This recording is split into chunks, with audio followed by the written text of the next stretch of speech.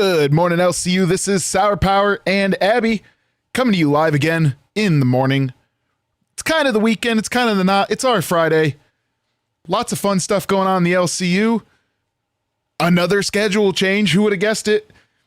Getting a little bit ground down on these topics today. But you know what? We've got $1 and a dream, so we're here to go. Let's get it going.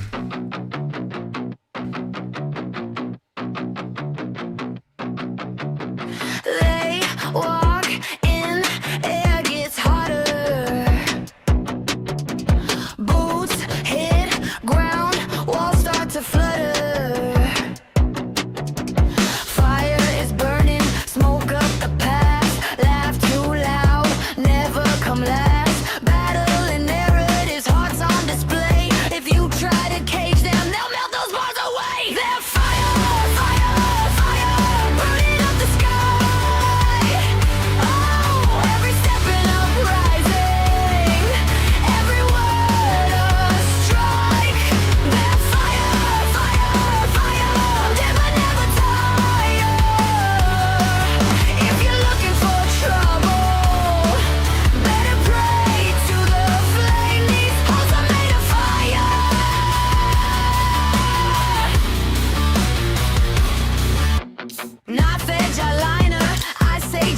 Good morning, Munchkin. On her shoulders, storm in her hair. She don't ask kindly, she takes her seat, turns that doubt into dust beneath her feet. They're fire, fire, fire, burning up the Good morning, Anthrax. How's it going? Hey, every step an uprising, every word a strike. Fire, fire, fire, woman never tired. If you're looking for trouble, better pray to the flame. These halls are made of fire. Who told you power had to sound polite? Who told you the thunder? Pure narrative. My morning's going pretty good, Munchkin. Thank you for asking. Yeah. With sparks in the gasoline, with a match you can't contain. Say your names, say your names.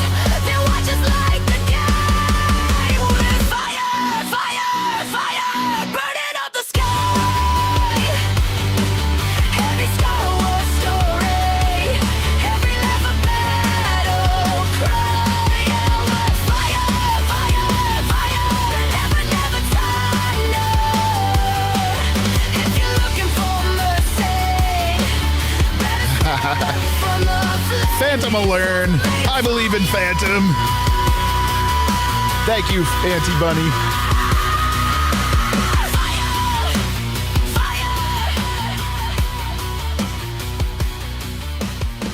So we dissolve and decide. Good morning, everyone. How is it going today? This is Sour Power. Abby is here as well. Good morning, Abby. How are you doing Good today? morning. You know what? I'm okay. I'm good. How are you doing? Not too bad. It is our Friday at this point, so, you know, I'm Yes. relaxing and chilling a little bit, having a good time. Mm-hmm. It's been a long Feels week like here this in the week- LCU. That's what I was gonna say. It felt like this week took forever. Usually the weeks go by very, very quickly here, and this one did not. But I guess when you're in a drama, it goes a little bit slower because it's Yeah. every show. You're like, you might get pulled up on it, or you gotta watch it, and you have to deal with things that people are saying, and yeah. so yesterday we went through and had the back and forth. I don't know if we call it a full resolution, but I would say we've gotten to a point where we're good, right? Like, Yes. we're good. Yes. Now, some of the rest of the yeah. channels apparently decided to not watch it and continue talking on old topics that were either invented in chat or half things. There's not much we can Yeah. do about that. Right? Yeah. No. Chad is they're gonna say whatever they want to say. I mean, I also can't stop other shows from spinning narratives and having their truths, and you know, I'm just happy that I'm like, we're not gonna we're not gonna have to talk about it anymore. No, I guess. yeah, we kind of completed it ourselves, and if they want to continue grinding it out through the whole weekend, I guess that's on them. But boy, somehow you're the I most don't famous know. person at Fat Camp. It seems all of a sudden. Yeah, I guess so. They did warn me. Well, not even warn me. They did say, like, Fat Camp 1, situations were talked about until Fat Camp 2. Like, it just does not ever really stop. And, like, people would bring up situations that happened. And I never thought I'd be a part of one of those situations. I just thought, oh, I'll be a little background character. I'll do I'll do my job. Stay low. Guess not. Hey, Guess. so today, some of the stuff we're going to talk about is dreams. We did not really cover too much about the Glammy thing the other day, and there was a news stream this morning, and I thought it would be a great way to lean into the weekend and dreams. So, I know that you came here from Girl World. Mm-hmm. Keem had talked to Glammy a little bit, and we've got a clip to lead into this in just a little bit about, dreams and as far as people wanting to be here. But I've never really heard the story of, besides just being part of Girl World in the tryout, like I've never really heard a story of why you decided to come here. Ooh, okay. So, Amberlynn Reed over here, and Oh, you're locked up. Oh no, did your dream just break by the internet? Let me drag her out and drag her right back in. There she is. not a stream without something happening. God damn There it. goes your dream. Oh, God. Oh, okay. So I followed Amberlynn Reed over here because she didn't post anything for a while. I heard she was over here. And I looked more into the LCU and was like, oh, Keem, like I watched him when I was really young. I watched Boogie when I was young, which I found that out at Fat Camp. At Fat Camp, I heard someone call him by his real name, and I was like, wait a second. And like everything came rushing back. And I was like, oh my God, I watched him as a kid. These were all YouTubers. My parents were like, turn that shit off. Like, don't watch that. He did not like that side of YouTube. And so I tried out. I did not think that I was going to get anything from trying out. I was just like, okay, I get to talk to Amberlynn Reed. I've watched her for like 10 years. I get to finally talk to and say like my piece on how I feel about her after 10 years. Mm-hmm. I was rude as fuck. Keem had to hop up there. She was like crashing out really bad, which like nothing new. Yeah. So like I got my intern role, and really the only reason that I stuck around was Babes at the time. Like I was in Babes VC, and they were so nice over there, and they like convinced me to stay in the LCU, and then started going on Jesters, and that was like my solidifying like, okay, like this is actually fun. This isn't as stressful as like going up on bus, because I that was terrifying. I was like, I can't sustain that. I can't like have an anxiety attack every single day going up on a stream. And I had a lot of fun there. So yeah. At this point now, it has the dream changed, do you think, for you? I mean, obviously, and I want to read one of the announcements for today because that kind of leads into it a little bit. Mm-hmm. So for the announcements today, we have congrats to Turbo123. You are running the bus because I asked 17 other hosts and they all said no. I wasn't asked. Now that number sounds pretty specific. Otherwise, I would say he's exaggerating, but oh no. I dropped you on your face. We've dropped you. Oh, no. Been dropped on our face. No, I'm so sorry. Yeah, so stop it. Oh my God. So add to the abuse allegations. Oh, sorry. Yeah, so Turbo is now the driver of the bus. I'm so upset about that. I was crashing out in main chat for a little bit when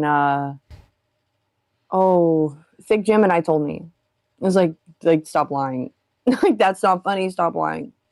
Yeah. But apparently it's for real. Like, It is. that's actually so disappointing. So who got kicked off? I believe Tech Protect, and I will say this: I missed Bus today because I watched like just- 10 seconds of it and was like, I'm not watching this. yeah, it's not my type of vibe of a show, really.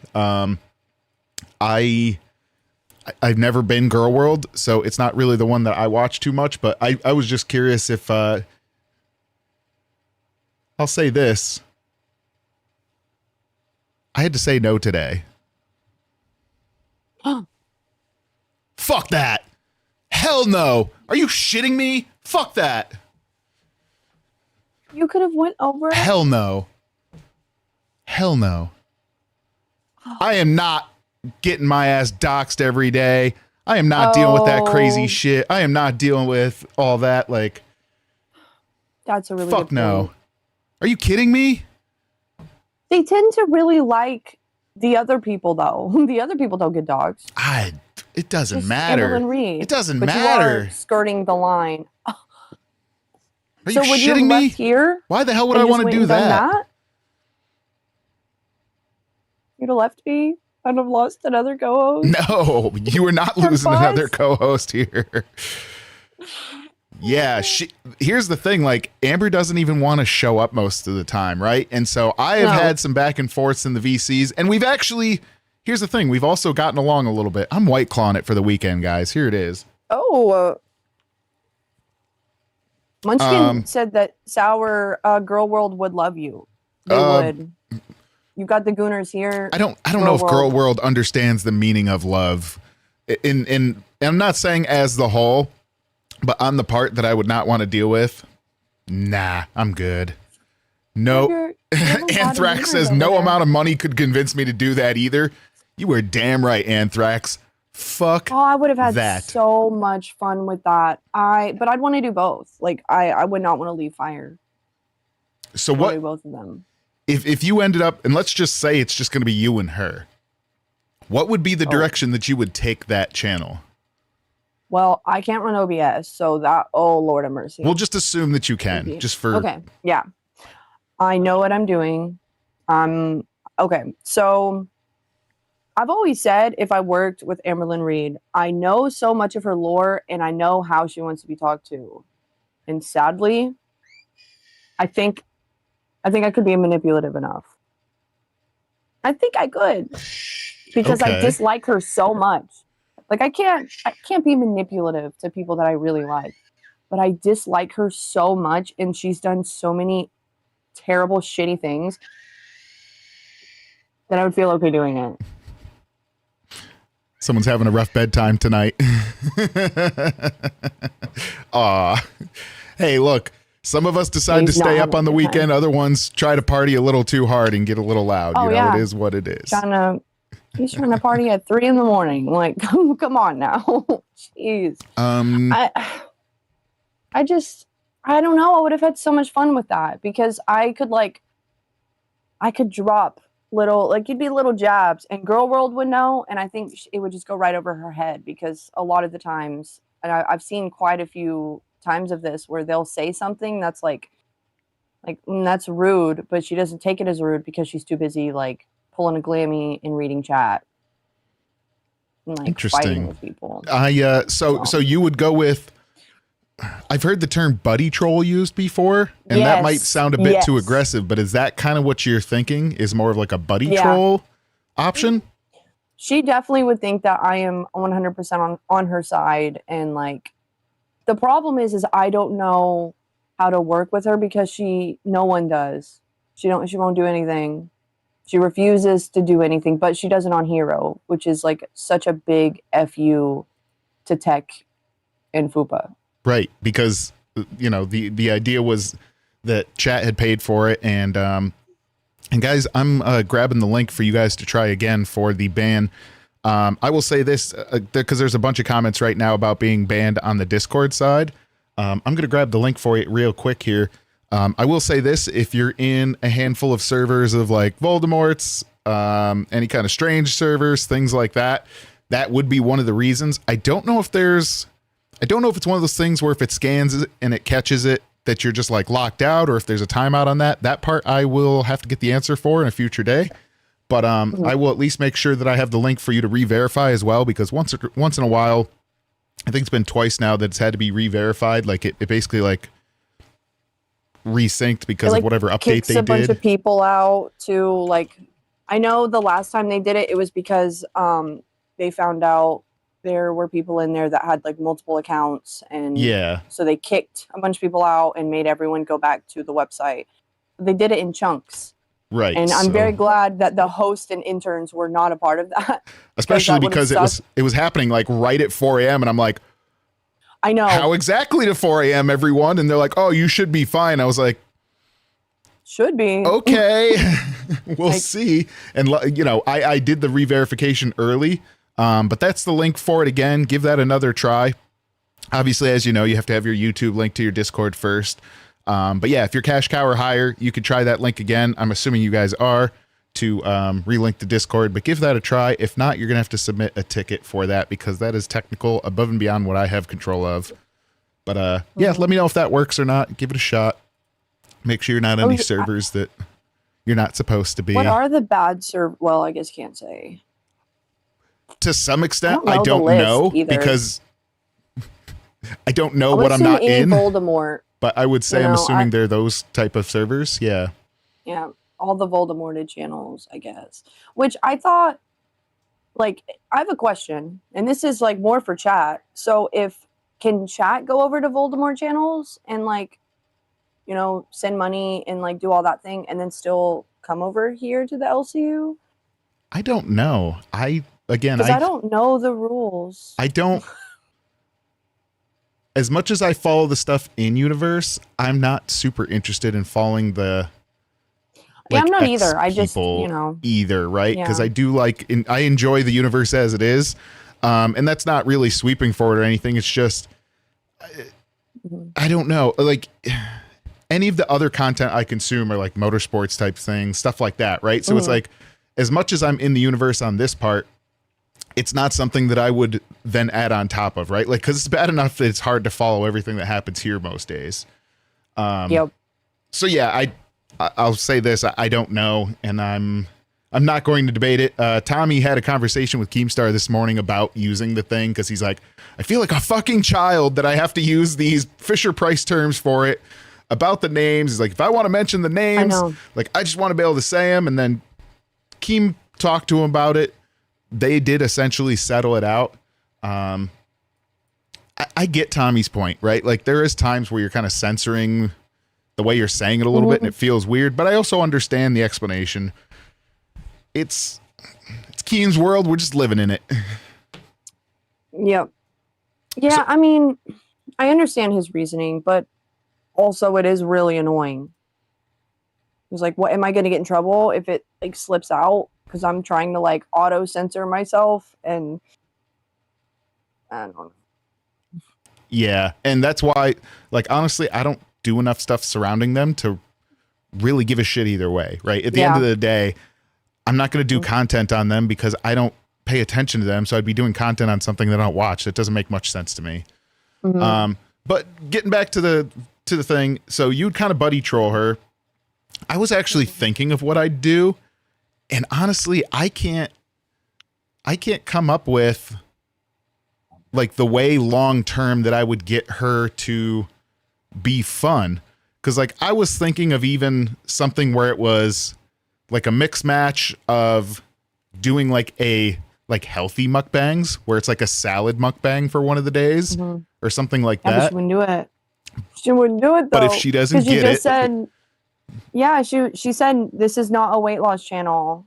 And she dropped her weight and then said, this is not a weight loss channel. Right. We're not talking about anything healthy, anything like it. but it would not be posed to it as like trying to lose weight. Cause honestly, if she's not into it, there's nothing I'm going to do that's going to force her to lose weight, right? Like, yeah, I'm a chubby guy myself, right? Like there's only so much that happens. I'm slowly losing weight. But you know, I'm not here to police your weight. If you're going to be a fatty, you're going to be a fatty. That's perfectly fine. Yeah. And I do think the one reason that it's kind of interesting, Thick Gemini has made it kind of a fun thing for her to get up and move. So weirdly, Thick Gemini might be the one getting her to lose a little, or at least get some muscle tone. It's been a very strange watch. Destroyed her apartment. Was it yesterday or the day before? I mean, destroyed her apartment. The other person like smashed a TV outside and like was actually getting into it, but like she's actually getting up though. That was the thing. Like she wouldn't do that at all on bus. And that's what I mean by she's choosing to do the fun things over there, but on bus she won't do it. And it's, I don't understand. Like I don't get it. Right. And I'm going to start the theme for the weekend a little bit, and I'm going to put it in host chat. I don't know if anyone will follow it, because honestly, we're a morning show. I get it. But like, I want to kind of post the thing in chat. The universe has felt weird since Fat Camp. And I messaged you today, not too long ago, and I was trying to put my finger on what it was, why it felt weird. And the reason I'm thinking it feels weird as of late is there's this weird situation now where there's like the top shows or more established hosts on a regular basis. And then there's the second tier of shows, which I'm not even going to say A and B circuit, right? Like it's mixed throughout. Yeah, it's mixed now. But to me, it feels like what used to be everyone's kind of clowning around, doing their own things, having fun, which I want to point out some of the shows that did some good ones today. It's now like that level of doing a show. And then there's the bigger shows that pick a few of them to just throw through the fucking grinder. And then they're clipping it and doing different versions of like Rewind or making up drama, whatever, or covering drama. And then they're drawing the audiences to have the audience watch them watch that. Yeah. It's like a meta version of itself. There's no reason to go to the smaller shows because when I first joined, there was a couple shows where I knew I could go watch that, and there was no reason for me to watch every single show in the LCU. And I know that like people can't do that. Obviously, that's not expected of anybody because it's 48 plus hours of content in 24 hours. But also, like if there's like a big drama going on, there's no point in some of these people going to the source and going and watching it there because they know, I can tune into these shows and I can get everything there. Right. There's no point. Which can be hurtful because all of the context would be in that stream. Exactly. Like they can't clip the entire stream. And so the people might have a lot of questions that were answered during that stream, but they won't know the answers because they decided to watch it from somebody else. Or they've just depended on their docket team. Now, don't get me wrong. That does produce a better show on average. But like, again, if you just go with, you're like, what's this clip? And you play it and you're like, well, that's what got said. That must be the truth, right? I don't know. Do you think some of these shows are getting too big for their britches? Like it feels like to me, let me just leave it at that at the moment. Do you think some of these shows are getting too big for their britches?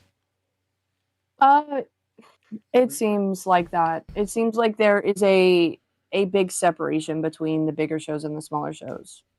Like there's not, it almost feels like that is a different part of the universe. The smaller shows are in their little clump.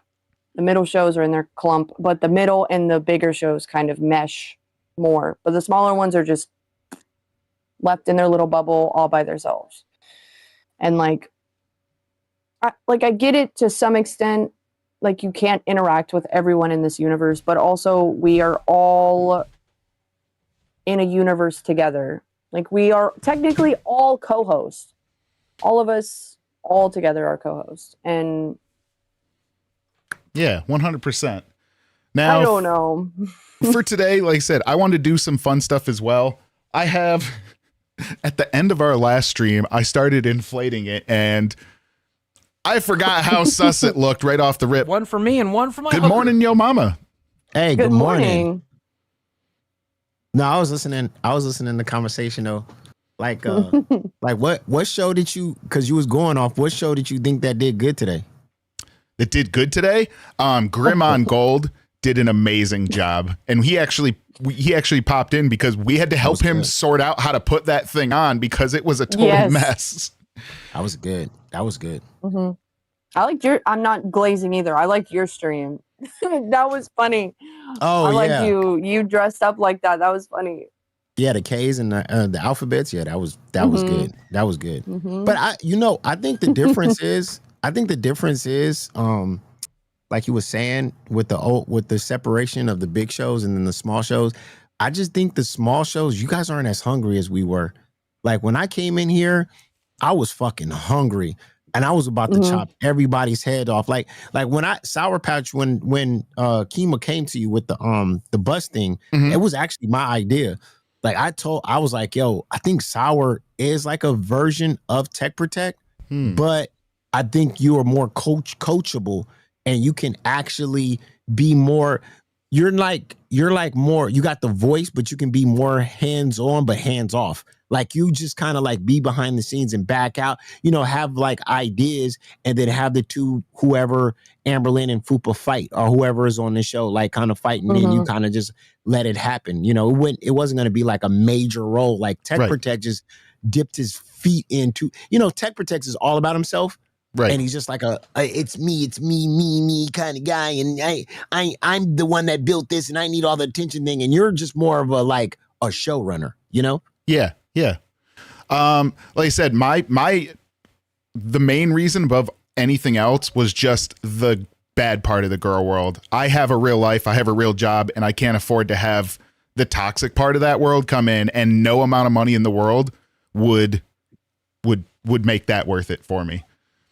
Well, the thing is, you're protected inside here.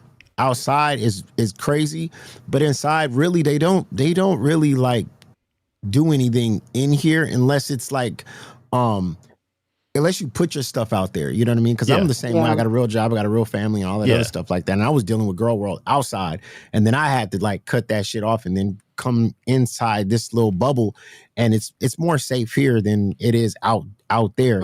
And the part you was going to play wasn't a part where it was going to be something where people are like, oh man, fuck that guy, I need to fuck his whole life up. Like, your part was just going to be more of a stand-in, run the show like you do here. Yeah. And like I said, for me it was just a hard no on that. The other part is I do have pretty limited hours, and Bus would not be going at the hours that my work schedule would work. But like I said, the more major reason for me is for the small bit that's a problem that's kind of outside the universe. I was like, nah, I'm good. It's never worth it for me. And it really does suck because, it'd be a fun, interesting learning experience, but I can't. There's no way. Oh. But it's true though. Yeah, go ahead. Like you're protected here, because outside, if you're making like YouTube videos about her and you were like a detractor channel like that, at any moment she could just get it mass flagged and taken down. And like that is some people's whole income, where they rely on that, and they've put years and years of effort into it, to then one day just be told like, oh, got to restart, or like you're just done. And because to be honest with you, Bust really doesn't have like a showrunner. They're trying everything, throwing everything out there, and it's just like that we don't have a lot of males that can run a show, you know what I mean? And that has ideas and that can put something out there. It's only a few of us, but the young guys, it's just kind of crazy because you guys are hungry. Like MTV Nick, like I think MTV Nick is pretty decent, right? Yeah. And he has that bond with Boogie because Boogie put his ass in his face, and they got like this human centipede connection. And I was thinking to myself, I was like, yo, go up on live and just have that bond with Boogie, and he's just. And I was like, man, I think you might replace Steak, because Steak is dog shit. And he's like, nah, I like Steak and blah, blah, blah. I'm like, don't like these people. When I came in here, I immediately just went after people's heads. I thought Billy was dog shit. I thought fucking Xylee was trash. And I went and Rastoff too. And I just came in here and I was hungry, and I just completely dominated their ass. And then, I climbed to the top, and it's like, y'all young and y'all just like, y'all respecting these people way too much. You think Nick would take it from Steak, honestly? Hell yeah. Why not? Why don't you? Nobody thought I could take Rewind. People thought that was impossible. It's a flagship show. It's a stand. It's the second show that was built in the network. There's absolutely no way. And I went in there and I put my goddamn nuts completely on that goddamn show. And I took a shit afterwards. I mean, I ate them like an appetizer. Yeah, and but y'all just but Nick is kind of too chilled out. Like, and that's coming from me. Like, I admit, like, I'm not like the crazy rage everyday person either, but like, you need someone like Steak to me. Like, Nick is too chill, if anything. I don't think he tries to run him. I'm gonna ask you, what does Steak do?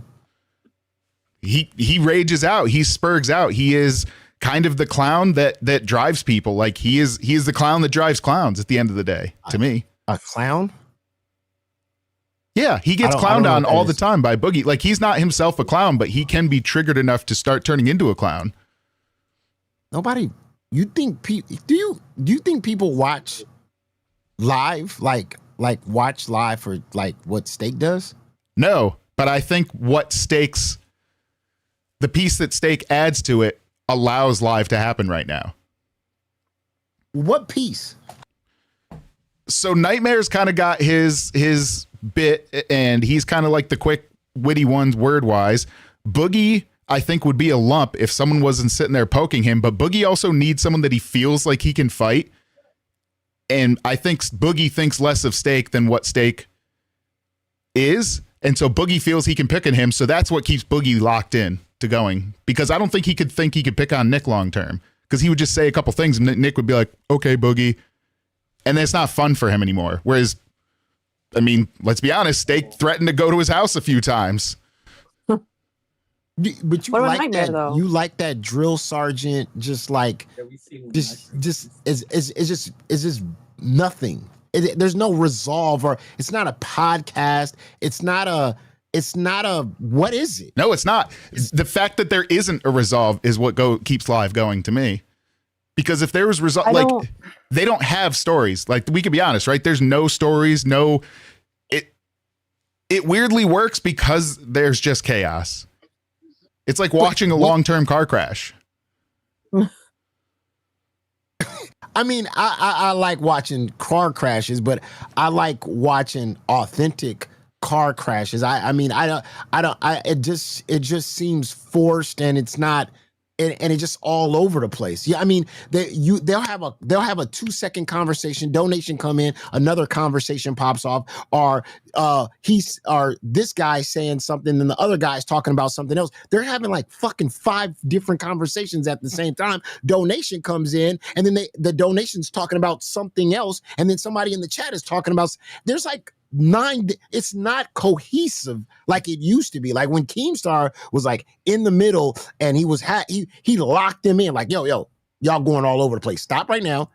I'm focused on this. I'm talking about this. Like today, like they were about to have a conversation just about each show and what show needs to be taken off and what show needs to stay. Now they got like 5 seconds into it, and then all of a sudden, 2 guests pop up, and then they're having a whole different fucking conversation. And the people that was locked in that one conversation are now like, wait a minute, I wanted to hear the end of this, and it didn't get to finish. You know what I'm saying? It's bad. Yeah, but think of the Discord. Okay, so if you go in some of the VCs of the Discord, sometimes it's actually hanging out in challenge, but there's other times where there's just a bunch of spurgs mashing soundboards, and it is maximum autism, right? Like there is the part where it's just insanity, and I think what happened is they have switched live over to catching a lot of those type of people, and then everyone else has gone out to the rest of the LCU.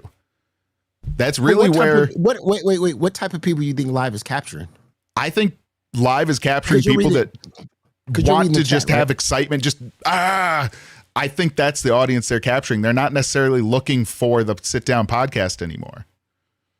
But you're reading based off the chat and the interactions in the chat and stuff. Yeah. I mean, it's quite obvious, right? Like they start making like Chinese, like right now, right? It's like Steaks thing. So they were starting to write it in ways it's like it pronounces it kind of Asian for the TTS, things like that. Like chat has exhibited and TTS has exhibited that that's not what that show wants anymore to me. Mm-hmm. Now, I knew. Go ahead. Like when they announced the 4-hour thing that they're going for 4 hours, that's like not sustainable. There's no way, because I mean, I haven't watched live in a while. Fat Camp was the most live I've ever watched, and that was because I was a part of it. And that's like, it's just not. It's not for me. I like that content isn't for me, and I don't know who it is for. But they are very successful. So. And I think Sour Patch gets caught up in the idea that he think when he's watching and he sees the chat, but the chat is locked. It's literally members only, and a lot of people blocked. There's no grays. There's no. If you go down and you literally read Live's comment section, it is fucking. I mean, they literally trash that shit. And back in the day, Live used to get captured. I mean, not only just captured and clipped by channels like, you know, that are inside the LCU, like Reapers and Rewind and all this other stuff like that in Cafe, but outside of the LCU used to get captured a lot. Nobody's clipping fucking Live no more. Like, I can't find like I mean, there's like a Banger who Locale Banger, he kind of clips, but he clips every show. But there's really nobody clipping Live anymore. And there's nobody, there's no build or no growth. Like, it's just steady, right? There's no. I mean, I wouldn't. I could never do a show like that. I could never do a show where it's just like I'm just staying this the whole time, or I'm sinking a little bit, because that's what Live is. It's just like a slow Titanic sink. And Wiggly says this right now, and I've been asking myself this question: if Live's so bad, why did they make more money in donations than a lot of these, than Pit even? Why do they have more views? Maybe focus on that. Wiggly, this is where I'm thinking is, like, right now, Yo Mama is slowly building up. There are people that will donate for insanity, and Abby and I have sat there and they're like, how the fuck do some of these shows just get random donations for just being insane? And like, the less content, the better here. We are in the upside down, Yo Mama. I'm agreeing with you. We're in the upside down for some of the segments of some of these shows. Is the less is more for some of these shows, and it's crazy to me. Yeah, I mean, you got to understand, it's a flagship show.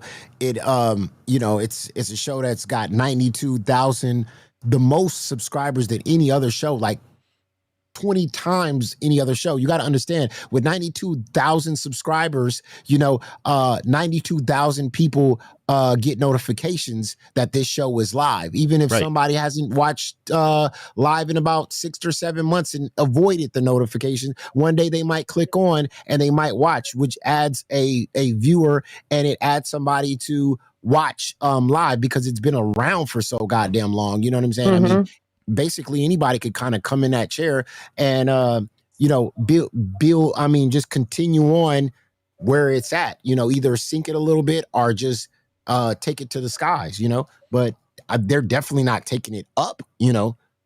Right. And I mean, you know, right now you've mentioned about how every single one of yours has looked different, and I'm starting to try to find ways to do that for Fire as well, because I do want something that's a bit different from the LCU as well.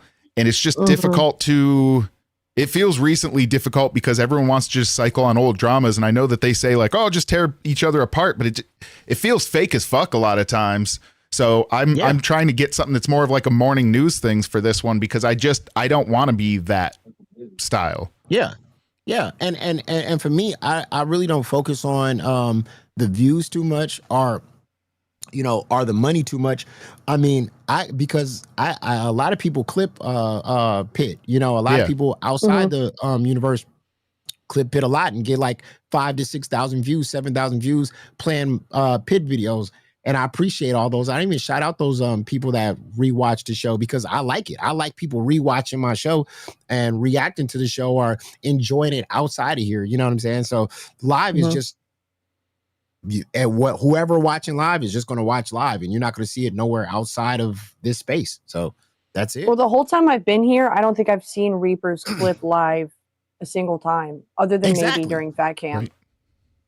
That was, they did during Fat Camp, but I've not ever seen them ever do that. Exactly. Or Cafe. Like, does Cafe even get any clips from Live? Like, you know, no, and these are people inside the LCU, you know? So it's just kind of like, and how often do you guys talk about Live? Never. I don't think we ever have. Yeah, no, never. Yeah, it's such a weird those ones truly are the upside down. Like I get why some people might do it because they just want that chaos, but like you said, it is entirely different now, and I don't think I could ever make that type of show. Yeah. I'm glad that it's here, and honestly, maybe that's what we need is one segment for the people that like that to do it, and then the rest of the shows to do what they want to do. Like that is a flavor of a show here. Yeah, yeah, and I think you guys missed out on a time. On I know you hear about it a lot, but yeah, the Becky era was was really good because somebody like that who's very entertaining, crazy, just had a lot going on. She really was a strong person that really made all the shows kind of step up their game because she came out, she just came out pounding and pounding, and you said something bad about her, she would hop up on your show and just talk shit about you. Yeah. And was not afraid. And a lot of these people nowadays, they're just afraid. Like if I talk about somebody on my show, I guarantee they're not going to pop up and be like, what the fuck did you say about me, bitch? Exactly. Like, they don't do that shit no more. Everybody's so afraid of the next person, and they just like, I'm just going to wait until my show goes on, and then I'm going to confront you. Or maybe I'm just going to just act like you didn't even say nothing about me, depending on how big you are, you know? Or make something up. And that's what I was just talking about before you popped up. Like now there's like half the shows are a meta of its own.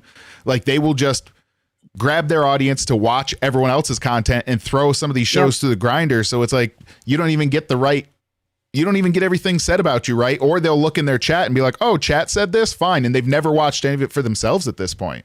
So it's, you start getting to this point now, and Reaper did it again today. And they mentioned they might be covering more tomorrow, that they were going off of old things about Abby. And hey, no, I want to say this. No one has to believe her. I'm not saying anyone has to believe her, but they're just going off about all these things that are old, 2-day-old shit. I know. Maybe watch some of the stuff. Also not putting the entirety of a clip in there and then being like confused that there's not the full context. And it's like, well, maybe if you got your own clip of it, if it was that important to you, you watched the clip prior and we're like, that doesn't make sense. Maybe I should go back to the stream and make sure. I don't know. That is probably my biggest pet peeve with Keemstar, and my biggest beef with him is clip channels. Like I understand, like Cafe does it, and they do it in a funny kind of way, and then they throw in some little videos and some songs and some some things to get it, to cover it. And me too. Like I'll play some clips and then I'll cover it up with some like gimmicks in the background and stuff like that, or I'll add to my own drama, that's cool. But what Reapers does is just the most basic, laziest shit I've ever seen in my entire fucking life. You play a fucking a clip, you hit the space bar, give basic ass commentary, hit the space bar again, let it play, hit the space bar again, say something basic, and then move on to the next clip. It's so fucking lazy, and it's not, and then the part I hate is when Xylee gets in her own drama, she just goes, I don't want to talk about my drama. I want to talk about other people's drama. I want to talk about what's going on with them. I don't want my DMs with Billy. Absolutely not. But Phantom's DMs with Fupa, let's get them all out. Like it's so fucking weak. You know what I mean? Like I messaged Abby today, and I get that Dave, Glammy Lammy's husband, has been on camera for the wedding and a little bit like that. But she basically just officially declared him fair game today. Yeah. Which I thought was fucked up. She was like, oh, Dave's been on camera before. He's fair game. We could just talk about whatever, which granted, I get you can mention him and this and that, but she literally said he is fair game today. And I'm just like, that feels sketchy, right? Because she is obsessively protective of her husband, which I 1000% understand. But then if you're going to declare someone else fair game, and I'll say this, I watch almost every Reapers episode. It's not that I'm not a watcher. It's not that I'm entirely hating, but like there's some severe aspects now that like being a co-host with someone who's been getting bashed by them a lot, where I'm like, oh, maybe I got to be careful about what I'm watching here and go seek out more context. Well, I mean, you got to understand this. I mean, and I told Abby this about Xylee. Xylee is only going to go after low-hanging fruit. Like when I was bashing the fuck out of her, I mean, I was destroying her. It even took Keemstar to go, hey, yo, you just gonna let him just drown you like this, like dog walk you like this? And she was like, oh no, I mean, he's just like rage baiting or some bullshit like that came out of her fucking mouth. And I was just like, yo, you're just so fucking weak. And Savage dragged her. And when there's a bit, when there's somebody that she cannot beat up on or she can't fuck with, she just avoids the conversation and she just avoids it. And I those people to me are the weakest fucking people on this planet, and I cannot stand them. If you're gonna talk that shit, you better talk that shit to whomever. Like me, I'm not gonna even back down from fucking Keemstar. I don't give a fuck. Right. You know, I'm like I don't care. You talk shit to me, I'm coming back. I don't care who you are. You know what I mean? But go ahead. Exactly. Well, I think if she reacted to her own drama, she'd have to like actually make content. And that's the problem. I think that's the biggest problem. That part. Because it's really easy to play a clip and then go, yep, that's true. Oh, like that's it. Like she was getting donos earlier and she was just like, yeah, you're right. Click. Like, that's not like, I get it. Like you'll get some donos where there's not a whole lot that you can say to it. But I mean, she got a crown earlier and she was like, oh, thanks. Back to playing the clip. And that was my moment of like, you're not even going to play a song. Not like she was confused. She's like, why is the whole chat putting crowns and like, why are they doing that? And everyone's having to tell her like, well, Southern re-upped their crown. Like, come on. Speaking of which, I still why have don't you know this? That I made. Yeah. I had a duck that I was going to do for a challenge, and we got a crown early on when I did Jester. So, like, for the day, I had, like, the duck on my shoulder. You know, I made up a whole thing for the crown. I was trying to do something special. I did the clown beads for him. Like, I always tried to do something, you know, it wasn't even something specific, just like, oh, do this for that. But it was something extra, right? Along the way when you get ones. Like, showing that I've been trying to appreciation make for up. someone, like, willing to put, like, they're willing to support a show that much. So, yeah. That's not a, like, oh, okay, thanks. Back to watching someone else's content. Like Exactly. And it was and yesterday even fucking Josh came to me. He's like, dude, I need to come on the show and I need to actually have fun. And I'm like, bro, I mean, I see. I mean, you don't want to say nothing, but I just see it, bro. Like, bro, are you not bored of this fucking 20-minute clip of just nothing? Aren't you ready to move on, get into your own drama, get into your own situations, get into your own battles, get into your own fights? And she just, bro, and she's such a kiss ass when it comes to people that she's friends with. She will back them up to the end of time. Like, she will never ever speak up about Boogie's racist bullshit, right? But she's gun ho about Turbo. But Boogie's the same motherfucking way. But Boogie's my friend, so no, I'm gonna cape for him. Or you know, our Steak's bullshit when Steak does a bunch of dumb shit, she just fucking capes for it. And then she kisses fucking Keemstar's ass, and then she goes, "Oh, I'm not a Keemstar ass kisser because if I was a Keemstar ass kisser, I disagreed with them one time like 4 months ago." And I'm like, shut your stupid ass. God, like get the. Yeah. I mean, I don't blame Josh for wanting to get out of that though, because like she's disrespectful to him. Like even today, he like asked for like clarification on something, and she was like, "You can't fucking read it yourself." And it's like, and as much as Glammy was asking for Josh has been asking for Glammy. Yeah. A lot, a whole lot. Absolutely. And then she goes, you know what? I'm okay with him going somewhere else. It's okay. Like, why are you saying that it's okay? It's not your thing. Like, I let him do it. You know, I got my other Englishman, my other son, or whatever she calls him, some weird names that she gives them, her sons, her daddies, her baby daddy, whatever the fuck she calls these people, because she's very parasocial. But yes, and she always plays this character like, oh, if I don't get what I want, then I'm gonna leave. And she'll never leave. She's so fucking parasocial. Like, she's not going absolutely anywhere because these people are her friends. Her friends are her cousins, her aunties, or her nephews. If Xylee doesn't have the LCU, you know where Xylee's going to end up? She's going to end up in her room talking to her fucking wall because she has nobody. She has nobody outside of here. This is all she has. Well, the Period. drama community's gone. Yeah. I mean, the drama community's gone. Well, I'll say that. There's a couple of them from there that are now here, right? You got Tommy C, you got Xylee. Diorio looked at this universe and was like, fuck that, right? You've got Augie, who does one once in a while, but I mean, that's completely blown up. And I think it's because they started stagnating a little bit too. And people stopped fucking with each other. And the thing that's concerning for me right now is that I'm starting to see that here a little bit. And yes, we're supposed to go back and forth against each other, but like I try to in chats once in a while, like talk with people and mess around with them. And there's only a few hosts that really do that now. Whereas before it used to be Reds back and forth all the time. Exactly. And people used to go crazy. I mean, I remember back in the day, commentary channel was really good, but yeah, now like you said, it's terrible. It's not really nothing to talk about, you know what I mean? Because there's so many streamers now, and it's like it's hard to keep up. If you miss a day, you like missed a year. So yes, that's been 100%. One of the biggest struggles for sure.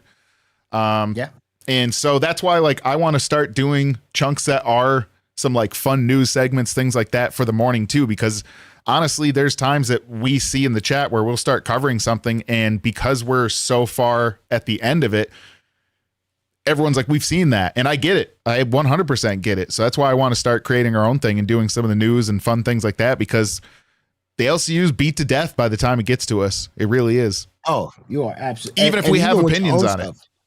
And even with your own stuff, like you said, Abby stuff is Abby stuff, but it's got beat to death by like played by Reapers for like fucking 3 hours. And it's like, you took away from my shit, you know, you're using my shit, you know?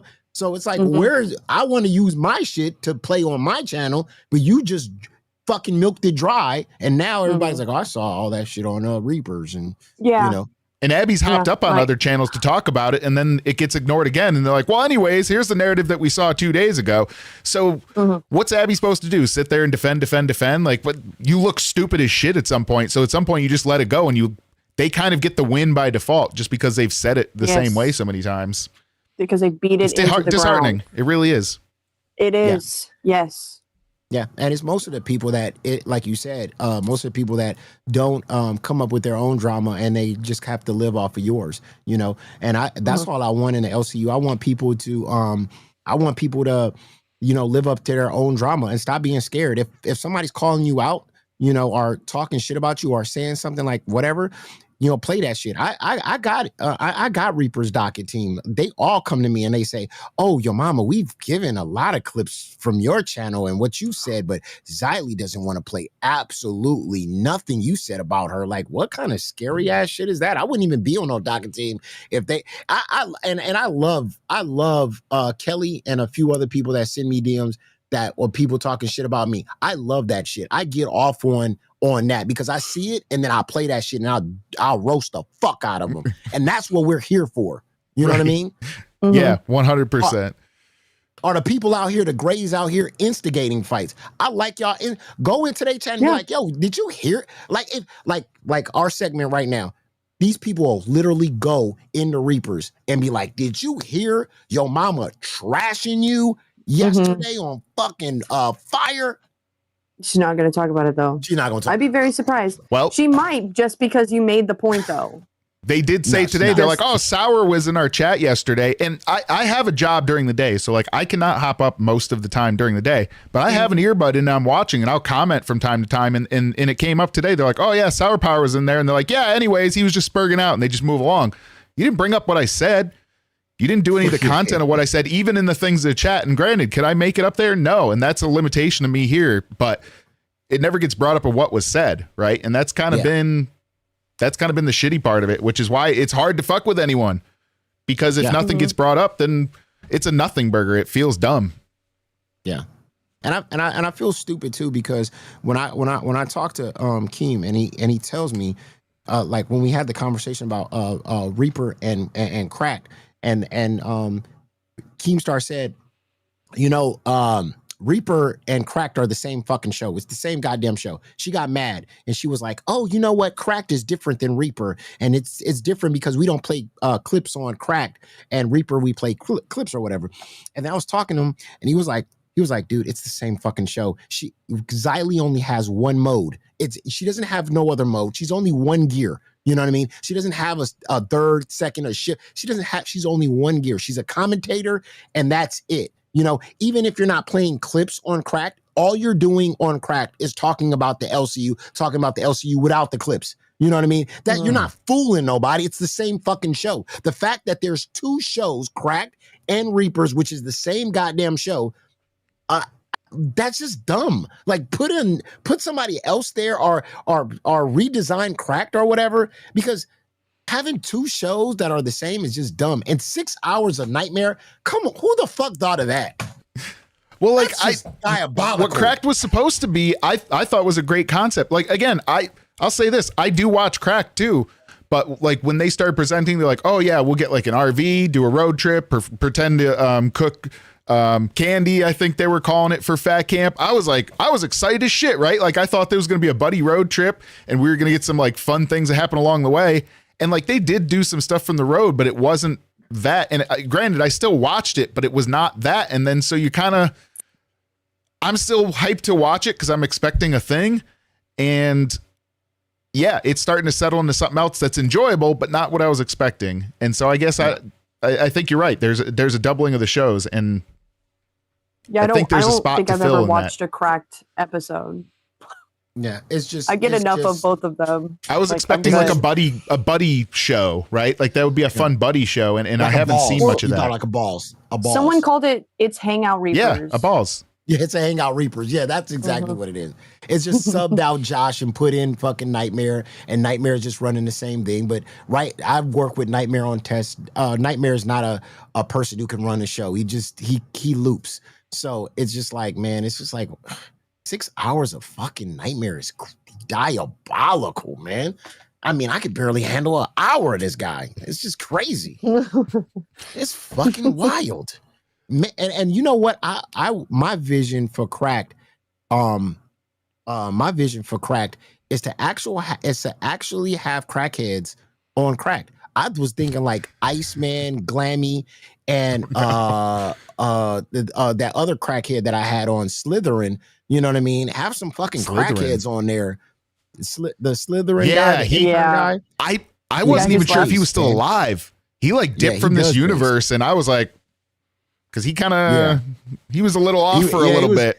Bro, he was on my he was on my tryouts the other day. I saw that. And he was based. He was he was high as a goddamn kite, and that's what he was the one in the bathtub, right? Yeah. He was in the bathtub. He was held hostage. He was like, doing his damn thing. What the fuck is happening? Yeah. He said that's where he feels most calm. Yeah, that's what we originally thought for Crack. We was gonna put some actual crackheads, some people that's on some fentanyl, you know, and be on that show and just let them just do what they do. You know what I mean? Like that's what I thought Crack was, and I was enjoying it. And then now Cracked is some weird ass, like you said, Reaper's hangout show, just trash. Mm-hmm. Yeah, you need a locale fent fold. You'd still have to find someone normal to run that and make sure that they can keep their brain together, though. That would be the hardest part of all that is just presenting it. Or maybe you have them run it in the background and not even have their camera on. That's why I want it to be Cracked. I don't want a able mind person to run it. I don't know what's going to happen. If the fucking shit just crashes in the middle of the show, that's exactly what I want. It just happens because it's Cracked. You know what I mean? Or there's a Crack deal goes wrong and then the show has to end because the guy got to sell his computer to get more drugs. It just has to happen. That's the kind of show I'm expecting when I'm hearing locale Crack. I want a few crackheads and they itching and scratching and stuff like that. You know what I mean? Well, we got a few of them that are on Crack right now. I see people saying Candy. Candy, that's what I was going to say. We kind of had that today with Candy. Yes. I tried with Candy a little bit. She breaks my brain so hard that I can't even have conversations. She actually did some interesting things today on Alpha because she was on one again. But yeah, you have that kind of energy mixed with a few of the other ones. That'd be a hell of a show. I can only handle Exactly. Yeah, I want to be able to do some shrooms and turn on a show and watch people just crackheads just talk and have a conversation with each other, and me just trying to understand. And they might, in between all the shit, you can filter out all the crap and you can get to some real stuff coming out of them. It's epic. Yeah, every once in a while a nugget of truth comes out that actually is cool, but you're gonna have to watch some pretty crazy stuff in between there for sure. I would love that. I would love that. That would be amazing. So yeah, I mean that's just an idea that I have, and something that, you know, in the future, you know, whenever you know, we'll see who's going to be taking this over, because Keemstar is going to be leaving, and you know, he's going to be leaving the keys either to me or possibly Steak or possibly Mike. So we'll see we'll see how that plays out. But yeah, so yeah, I but saw if he that. leaves it to me, I'm telling you, it's going to be crazy. This whole shit is going to flip upside down. It's going to be diabolical. It's going to be diabolical. Yeah, so, I'm curious if he's coming back. I'm going to say that. I don't know if he's coming back. Who Keem? Yeah. After his wedding, yeah, he's coming back. Well, that's what he's saying. But do you think so? You don't think he'll just be like, you know what? I'm feeling good. You don't like, think he wants to like high level manage and find someone that's he'll still be involved, but instead kind of do something where he takes a gesture stream a few times and then lets the main management go to someone else at this point? Nah, he loves this shit too much. He loves it too much. You see him jump on shows. He just loves this shit. Well, that's what I'm saying. I'm wondering if he wants to be the owner, but a participant rather than a runner, because I feel like he's been getting beat down by like all the micromanagement bullshit that's back to back. Like, I think he'd rather turn some of that over and just be someone on the shows again and have fun. But then you got to look at it like this. His ego fucking takes a hold when if okay, just say he hands it over and he just becomes a host or some shit like that, and then I do something where like, okay, this is happening.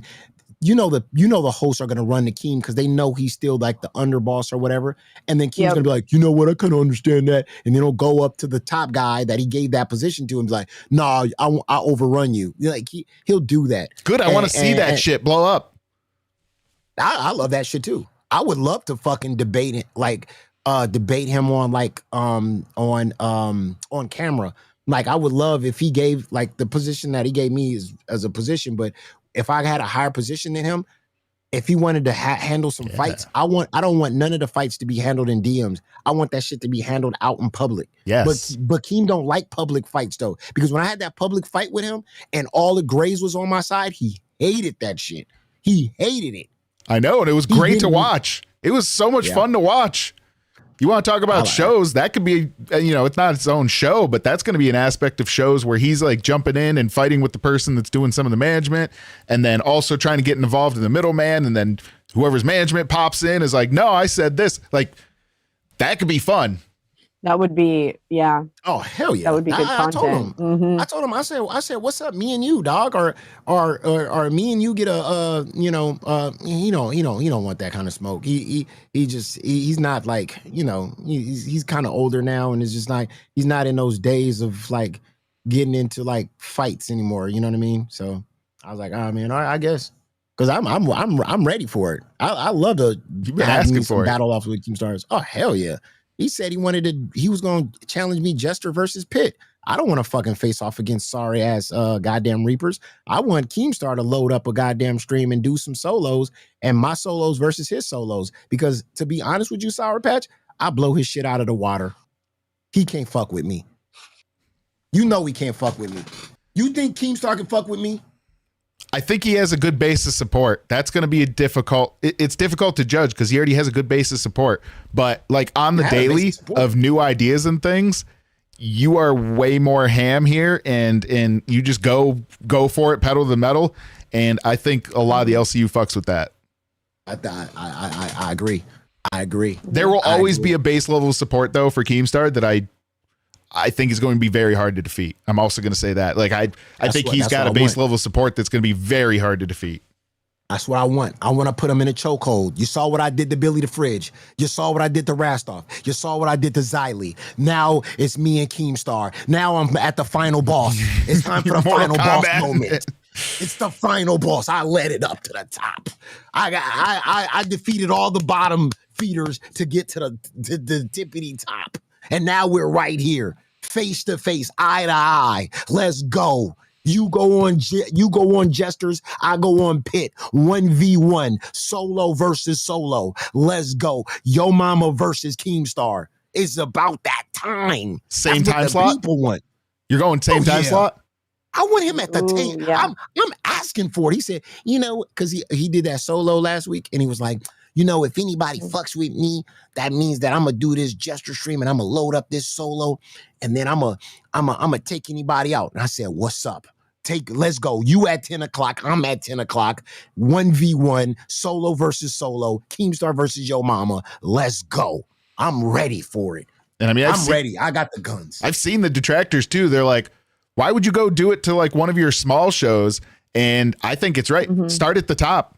Start battling for the top ones instead of the small ones. Instead of trying to punish a small one with something like that, have the big two go and make it a yes and instead of a shutdown. Like if you want to punish another show in a different way, have at it. But yeah, have two big boys go at it. Numbers will also really show where the support is. True. Like, true.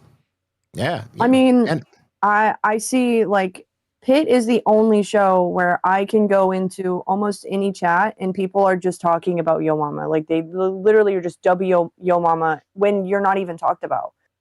And I don't see that for Keemstar. Like I don't see people just hopping in and like W Keemstar. But I don't there you have such a pool. Like it is crazy how much of a pool you have here. I mean, I like Keem too. Like, I'm not shit talking him, but I do think it would be really entertaining to see the two of y'all going up against each other.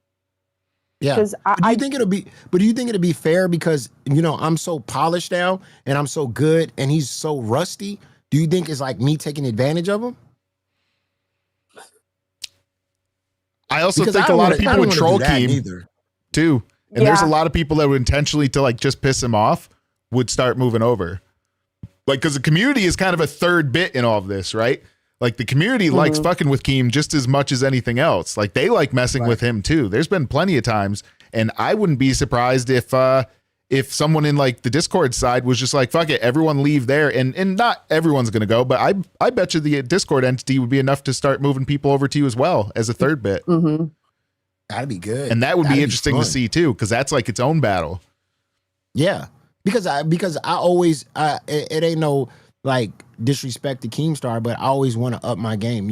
I always want to challenge. I always want what I did to Rewind when I went to that time slot to go against Rewind. I wanted to face off against Billy the Fridge. I saw him as a challenger, and I took that challenge on, and it made my content just go or skyrocket because he elevated at the end of the day. He left, but he elevated my content. He made me a better content creator because I wanted to beat somebody and I beat him, and shout outs to him for that because he made me a better content creator because I saw how funny he was and he was one of the best here and I wanted to go at him, and that's what I like to do. I like to challenge myself, and I like to go after the best people. Reaper, I feel like is not a challenge to me, and I feel like them at my time slot is just like it's just a clip channel, and it's just like there's no competition. It's nothing.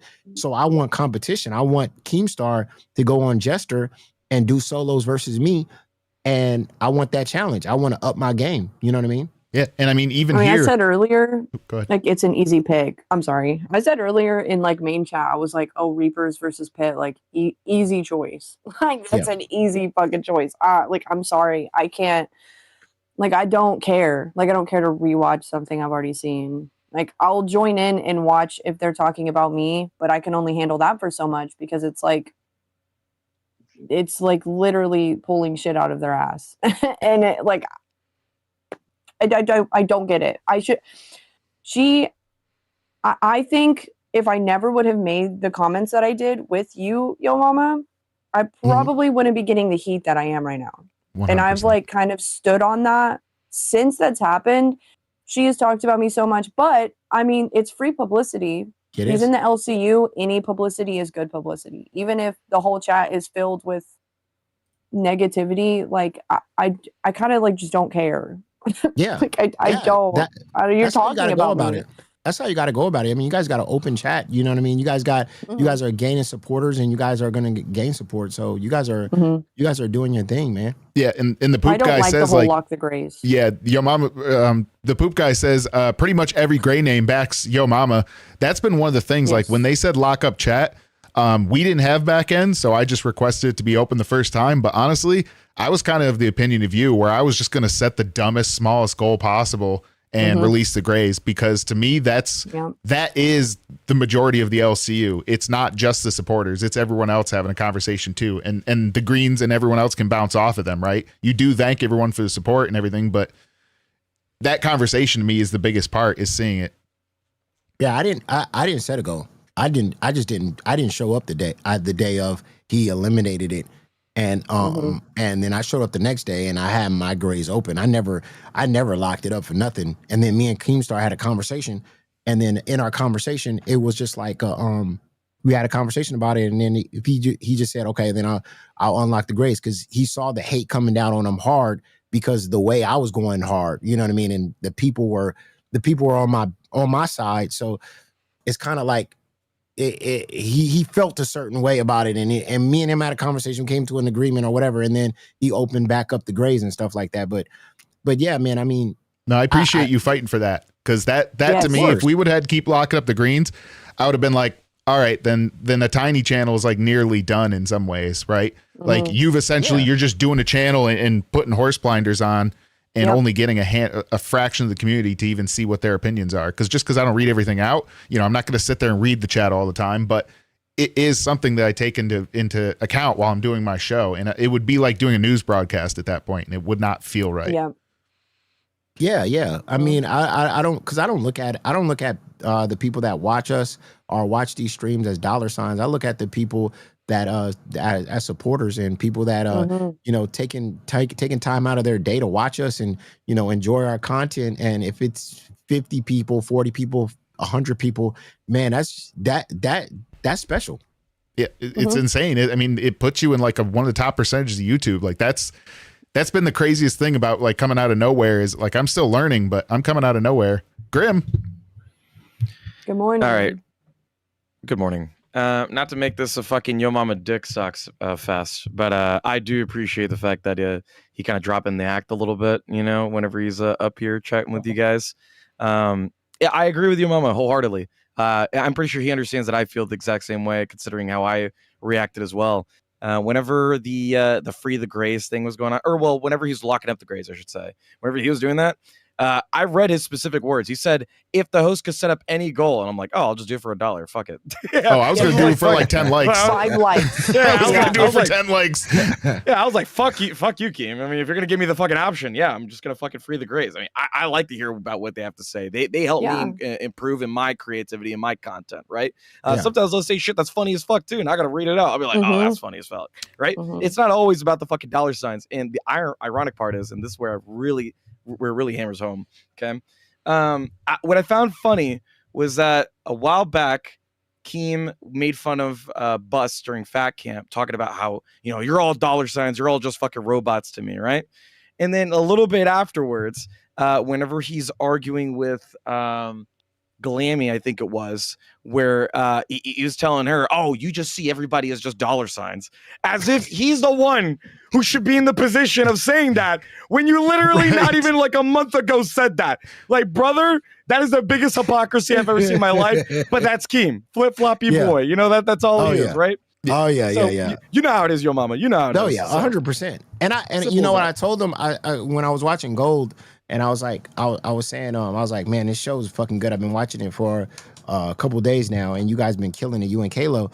And I was like, man, him and Grim and Kalo are really good. And I mentioned the fact that you guys are the only two guys that came out of Fat Camp, and this is the reason why I wanted to go to Fat Camp. I wanted to go to Fat Camp to learn behind the scenes. I mean, I know a lot of camera work and all this stuff online, but I wanted to learn stuff behind the scenes, the stuff that you got to learn, Grim, and seeing the stuff how to put together a show and stuff like that. And you got to see all of that. And you and Kalo came out of this experience and you guys elevated y'all game, y'all creativity and all that stuff. And I told Kim, I was like, yo, these motherfuckers are fucking good. He's like, who? I was like, fucking Grim and Kalo. They're the only two that came out of Fat Camp that grew their content based on, learning from Fat Camp.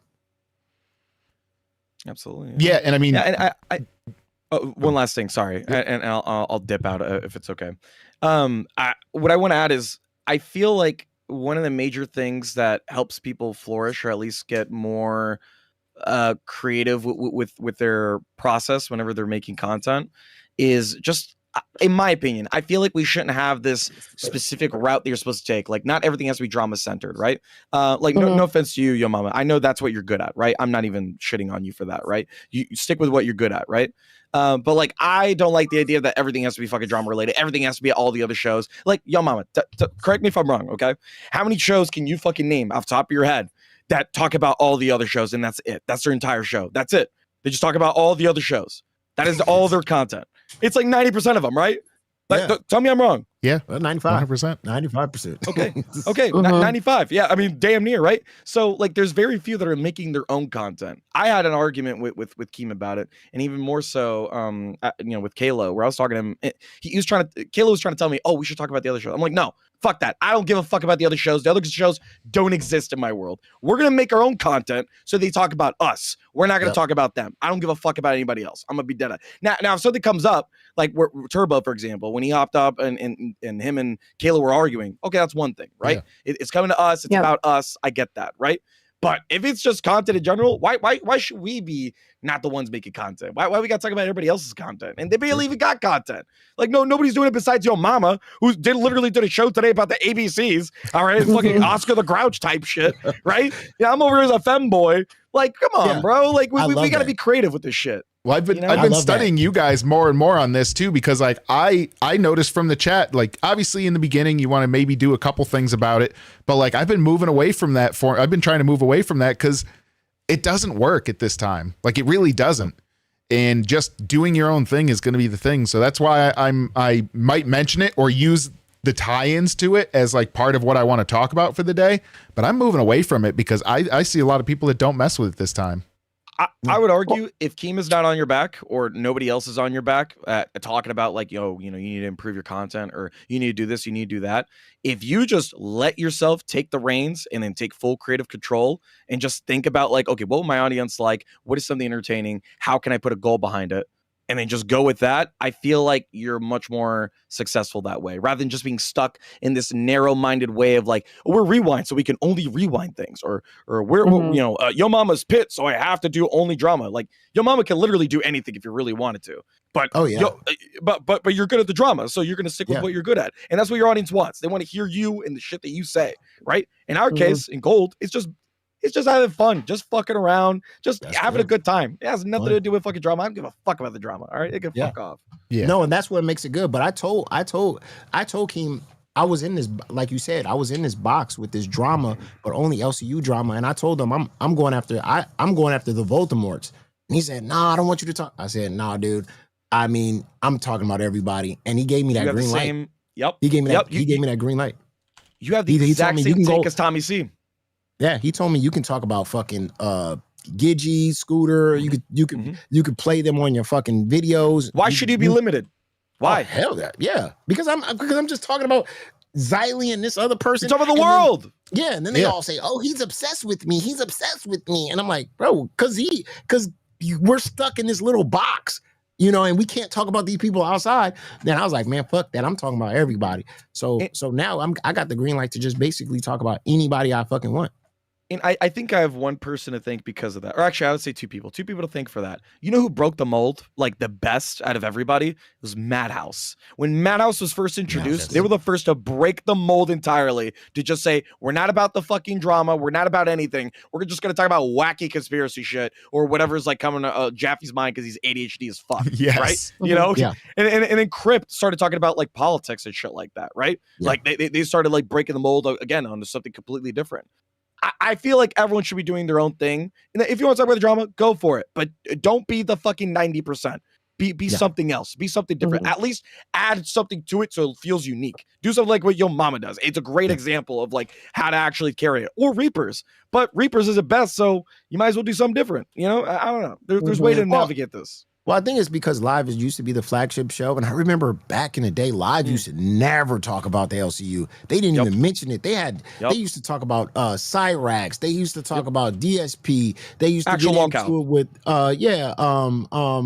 fucking Cobra. And they used to bring guests on and interview and this person on, and it gave other shows something to talk about, especially the interviews. When they brought on King Cobra that one time and they had the interview with King Cobra, all the shows got to talk about King Cobra, their experience with King Cobra, and play some King Cobra clips for people that never mentioned King Cobra.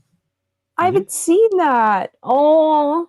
Yeah. Oh my God. Yeah, they had him. It was good. He did the magic stick for it. Like they were doing the whole magic stick thing. His magic wand? Yes. Yeah. And he blessed. He blessed Fat Camp 1 because Boogie had the medallion. That's what it was. Fucking He medallions. put the shield of the shield of protection or whatever he called Even it. when it wasn't lockout related, lockout specifically, like when they brought Matan, remember him? Like whenever he was making fun of Boogie for like 2 days straight, that was content. Why are we not doing that more? We should be expanding outside of the LCU. We should be expanding our horizons and getting like a bigger audience. You know how many more eyes we could get thanks to Girl World, like alone? Like we could thank them because they doubled the viewership in almost every single fucking channel, especially considering that we have like 25 fucking channels as it exists right now. Like imagine how it would be if we expanded a little bit further and just went into like different areas rather than just, you know, in this confined area where it's only fucking LCU and now it's only Girl World. Well, let's go a little bit farther. Let's see what we can get. Let's see what eyes we could grab, right? There's a reason why you want to break the mold, because if you're playing this little circle, what are we doing? Like really, what are we doing? It's just a circle jerk. That's all it is. And like to some extent, depending on who gets brought in, and it's either going to be viewers or it might be someone that gets mentioned. I'll be honest, it might be something that knocks me or someone else out, but like it's going to up that too, right? There's going to be someone that comes in, they're like, oh, I mess with this. And they might be like, oh, I'm hungry for this now. And like I said, that very well mean that it knocks me out someday too. I'm not saying that it won't. But like, I want to start playing around in the universe a bit more too. And I even had a story today about Billy Mitchell that's happening up again, which, you know, he's kind of been silent for a while, but that was a cool topic that I like watching outside the universe that is now firing up again. And he is like adjacent to the LCU. I believe he works with Keem in the background, like mentioning that I think is, you know, it's something that's kind of like in LCU, but out of LCU that I want to start working on too. And that's why I like the fire news thing that we're kind of going to start leaning into a bit. It's going to be news that's happening recent, still internet news, but it'll be something we could start poking those communities. If people mess with it, then we'll delve into it more and see where it goes. It's a good way to like put feelers out while also providing content. Yeah. What are your thoughts, Abby? Go Abby. You haven't really said much.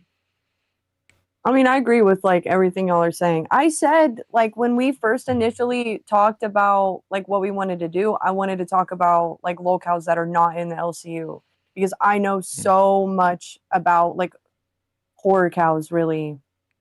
Like Cyrax, I know way too much about Cyrax. Like way too much. But the problem is some of those people, the things that are attached to them and why they are horror cows make it almost a difficult topic to talk about. And it's like, and another thing is this time slot is like, it's so early in the morning and I don't know if people want to wake up and immediately hear like a horrifying story about somebody. That's been tough too. Yeah. Like the ones that we can pick, you got to keep it a little lighter in the morning. Yeah. And for me, what I done was when I came in here, like I said, I wanted to bring people from my community in here. Like I brought Amberlynn here, I brought Foodie Beauty here, right. I brought Sagittary Shorty here. You know, and I brought some reaction channels here. I mean, they was trying, but I always go out there and I always look for another cow and I always message them to come into the LCU because I want these people to have shows, man. I want, you know, the people that I watch, or I find somebody on YouTube with like 40 people watching them or something like that. I'm like, dude, you're perfect for fucking the LCU. And I'll message them and I'll say, hey man, and I'll tell Keem, he'll talk to this person and But you know, but it kind of falls short. I don't know, because once they talk to Keem, they get delusional and they start talking crazy money and they don't understand. Like it takes a little bit of time, but That's what I do. I go out there and I go scouting. I want to add on to something with that. A little bit off to a side tangent, if that's cool. A lot of people make complaints in the LCU about like inviting Girl World, to the LCU, right? Talking about how they're all doxers or all this, or whatever. Just name anything negative, and it's going to be that, right? I know Yo Mama, you haven't been here for a long time. I've been here since since Tommy was on live, so like the very beginning, in terms of the server. I remember first day. All right. Or not even like first day, but like first couple months, it was horrifying to be on the fucking server. Like people were getting doxxed left and right. People were getting their fucking shit, pushed in.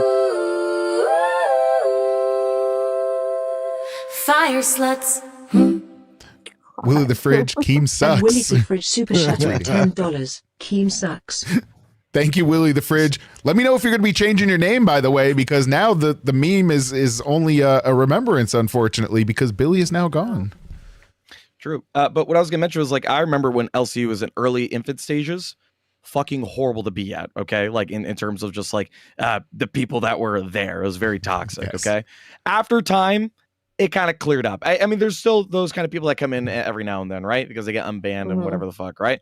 But it's the same growing pains that we're going through with Girl World. And a lot of people don't realize that. It's a whole new community that are learning about the LCU, that are learning how to like integrate essentially. And we're going to go through the same pains. It's a lot of fucking doxing, toxic people, all this other shit, right? And there's nothing wrong with that. And in fact, it's actually brought more to the LCU because we brought somebody like, Yo Mama just said, Amberlynn Reed, which is everyone talks about her. Literally every show. You go to any show. What do they talk about? ALR. It's no longer just Boogie now. It's ALR as well, right? We have real lolcows here. That's what makes the lolcow universe, right? So it's expanding, and that's what it should be. And I agree with Yo Mama. Yes, we should be scouting. We should be looking for other people out there. We should be adding them to to the universe, because you want to know why? That adds more content. That's what we want, right? And I think we're going to get new growing pains every time. Audience. Okay. It brings a whole entire audience. The only scary thing about ALR the only thing that I regret about that is what happens with ALR is like ALR is the stamp, is the person that I brought in, and then she's going through the things that she's going through, and now when I talk to the other cows, they're like, nah, I see they're watching what's going on with Amberlynn Reed, and they're going, nah, I don't want that to happen to me. Like Foodie Beauty, I was talking to Foodie, I was like, come to LCU, and she's like, do you see what's happening with ALR over there? Like, that's not happening to me, or Shoddy, or a couple of other cows that I've talked to. And they're like, all of them are focused in on Amberlynn. And if Amberlynn is getting shitted on and is having a terrible time here, they don't want no parts. That's you know true. what I mean? They're just like, nah. Because let's think about it too. What was the point of having Wings of Redemption? The point of having Tommy C? The point of having Boogie on lolcow? What was the whole point of that? It was to redeem them. It was to bring them back to like normal society to some degree, right? There's still lolcows to some degree, right? We could agree on that. But at least we can all agree Boogie is a way better person than he was way in the beginning, okay? Yep. Like he managed to whip him into shape to some degree.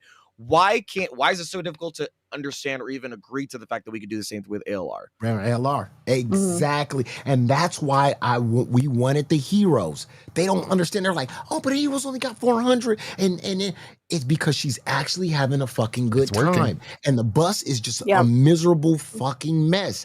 And the thing is, you keep on repeating what all the other hate channels already talked about, her cat, this and her past and all this other shit. They're not even getting, and then you built the hate channel inside the LCU that really terrifies other cows. You got Glass being successful off of shitting on Amberlynn Reed, which when I talk to other cows, they're like, pfft. And then what's going to happen to me? I'm going to come over there, you're going to shit on me, and then you're going to have my hate detractors come in, and then they're going to shit on me? Fuck no, I might as well just do this shit outside and make money, And I see the mention in the chat. I see the mention in the chat that it's like, oh, well, you don't know her. Exactly. I think the best person to help redeem her is some people that don't know her, right? Because if you're too involved in the lore, like, Glammy is an unknown person as far as a lolcow. I personally like a lot of aspects of Glammy. Now, don't get me wrong, she has a bunch of her issues, but I even with Whiteout and her the day before, I was talking with her and like and showing White Owl some of the ways that I got her spun up in a VC, which is crazy because if it was on the show, it would have been a great show. But I was like, hey, look, part of it is redeeming. Fire sluts. Thank you, Teacup Taylor. I came from watching Girl World, but watch other shows now, yo mama. I sat in members waiting last night for intern tryout and didn't get to go up. Sent a DM. Yeah, Teacup, you are one of many people out of Girl World that's been doing that. And as far as like getting integrated into universe, and I'm loving it. And Teacup, I'll be streaming tomorrow if you want to get in there. I see you. I there was a couple of names in there. I thought I dragged a couple people in there twice, so I apologize for that. But yeah, tomorrow I'll definitely drag you up for sure. One thing I want to add is just a lot of people think that ALR is like irredeemable, which I can understand. Like if you're so like enveloped and focused on, I trust me, I agree with you. I feel like just about anybody is redeemable as long as they have some quality of being able to change. So for example, I'll give you a quick little example and see if you disagree with me on this. Okay. A lot of people say ALR is irredeemable. Okay. A lot of people were even saying that she is incapable of change or incapable of doing anything for herself or her benefit. Well, there's one thing that she did do, and that was she managed to go to therapy maybe once, maybe twice, maybe thrice, and didn't like it. But at least she attempted. So that means if you're capable of an attempt, that means you're capable of doing it again. All you got to do is just convince her to actually do it again, and then eventually start building a pattern. One thing I mentioned on Crypt that I wish could come to fruition, but there's an issue with it. If she stays on bus, let's say Hero didn't exist. If she stayed on bus, right? Imagine we had a host on there that was a little bit more receptive to her, that could work with her a little bit more, but also could still give her the pushback that she needs, right? Because she's a bit of a brat, right? You know, she was gonna have however she likes, right? Okay. But the problem is, if we can find a way for the audience to incentivize her by doing like a little bit of Pavloving. So giving her money whenever she's doing the right things or the good things instead of just hate donos, I'm sure that could drive her towards a more positive direction. I'm sure if you just throw money at her when she's doing a good thing, she's going to be like, oh, okay, I'll just continue doing good things. And then without even realizing over time, she's going to do naturally good things as time goes on without even thinking about the money. It'll just become a part of her. I'm not sure if it's that simple, but I'd like to believe in a world where we could implement that it could work. Absolutely. Teacup, thank you for the ban world. I appreciate it. Yeah, it's almost like the I don't like calling it the flirt because that has other connotations, but like I do feel with like the brattier type personalities, that flirt of like, oh, you're doing good. Oh, good. Like you kind of celebrate a little bit and push them. And then as soon as they start shutting down, you don't baby them, but you kind of go like, oh, that's not really cool. Like I'm not, you start subtracting points on how you treat them. And like you said, it does really Pavlov them. And anytime that we've had fights in the VCs, I've come hard at her a couple times, and like one time she's ran away, but we've had other things. And then like later, it'll be 5 hours later that she pops back in things, and then we'll be nice to each other. Right. And I like that. Now, how to condense that into a 2-hour show is going to be way trickier, but I do think it's possible. Yeah. I just don't like people judging her for like outside. I want to judge her when I brought it up to her for coming here. I was saying that people will judge you for what you do here, not so much of what you did before. And I think people need to judge her for what she's doing in the LCU. Wholeheartedly agree. Fire sluts. You want to read it, Abby? Yes. ALR will not participate in anything that would lead to redemption. I don't think she's irredeemable. She's stubborn and lazy and belligerent.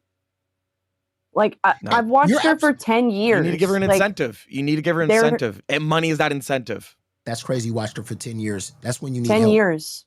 You need to see it's somebody. Been my that's life. Been my I'm not watching 600 it started in high school. Longer than a month. But but that's crazy. I hear people it started say in that, high school, and that was like my comfort. Yeah, I started out as a fan, and like it was my comfort show, and then it turned into like me catching the patterns, and I was like, oh, this like just knowing the patterns of how ALR is, and being able to know the next step in her content before she even puts it out. became What part did of the she do that entertainment. made you a fan, though? What did she do that made you a fan? That all these internet personalities, what drew you to Amberlynn Reed? I mean, I was like a freshman or in like 8th grade when I first started watching her. So I think just anything that was like, oh, this woman is like crazy. And What kind of parents did you have that allowed you to watch an obese woman? okay, parents that didn't That's let me crazy. watch Keemstar or Boogie. And like, I don't think they were. Keemstar just had Drama Alert at that time. yeah, my parents so, did yeah. not I like think me you're right. watching that. Just real quick, Southern Band World for a month. Southern, I still have the duck from when we did the Hey. at Jester's. Thank you so much. Thank you. Goddamn goat.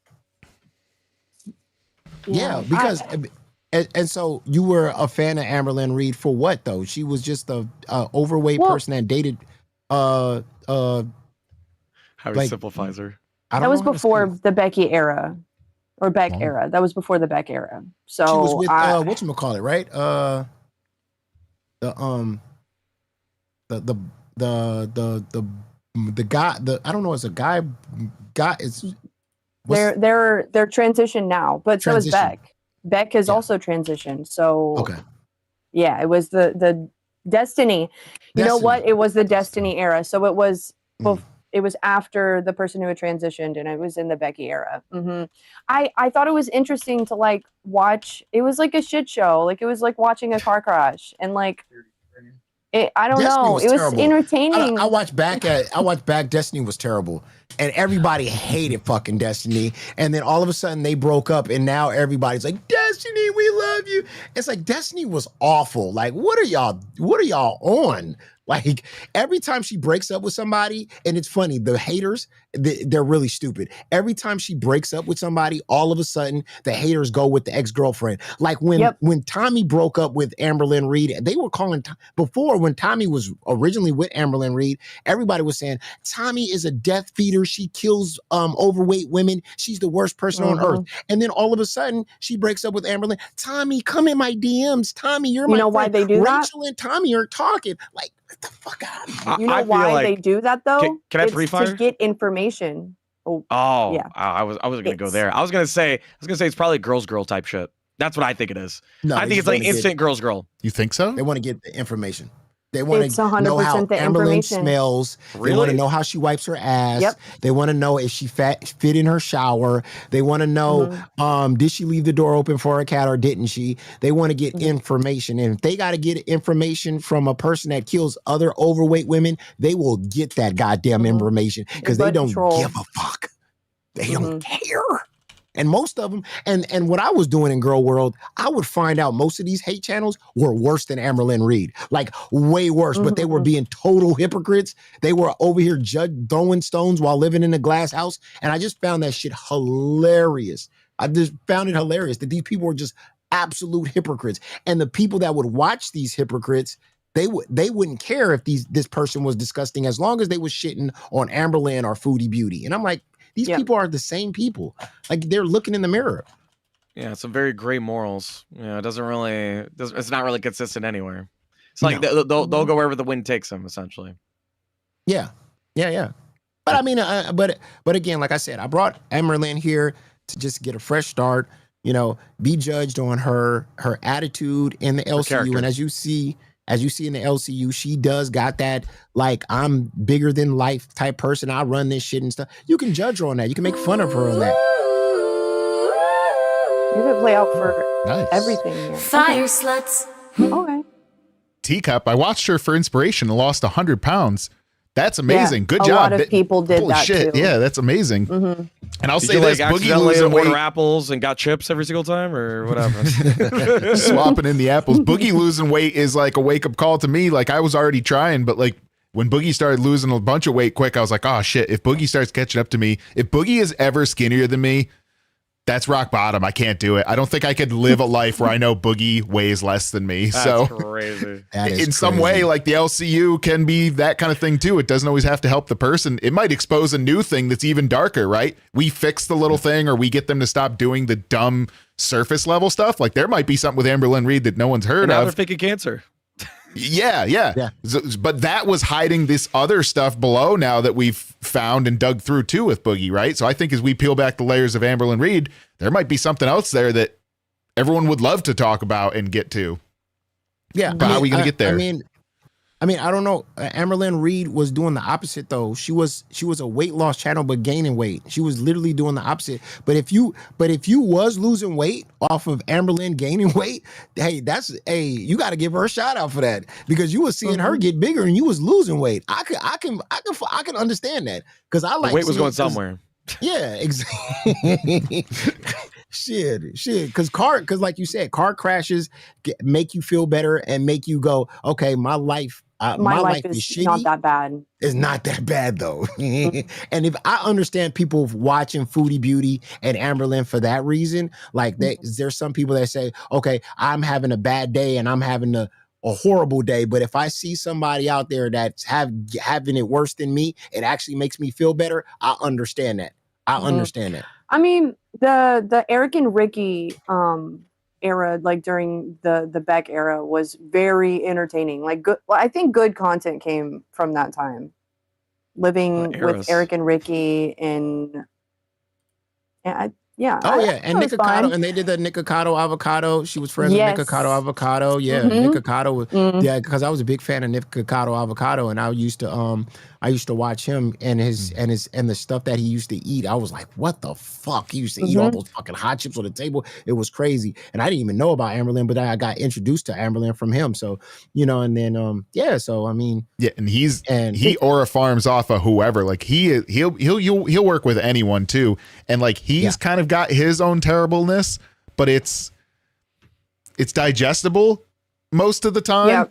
Whereas like the rest of them weren't. So like in some ways, even, and honestly now that might be what Thick Gemini is. Thick Gemini might be our version of that, where Thick is just so weird, crazy, but like digestible that might be the reason that show's starting to work, that Hero's starting to work. You know why I'm so mad at Nikocado avocado is because he was so big and then he went to Colombia and he lost all that weight. I think he lost 400 pounds or something like that. Stupid number. And he hid Two all steps of it. ahead.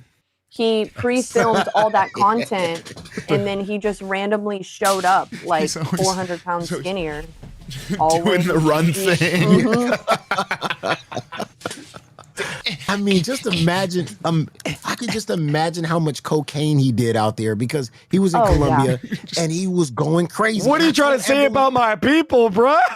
Bro, come on, dog. Come on, you're not. Hey, it don't snow there, but snow gets exported. That's all I'm saying. That's the land of the goddamn snow. He was hiking up mountains. He did some blowers, just hiking up mountains every goddamn day. And I told Amber, I said, you need to get up out there. People, bro. Man. You need to get out there. Pablo Escobar and them, bro. Down. You need to get out Calm down.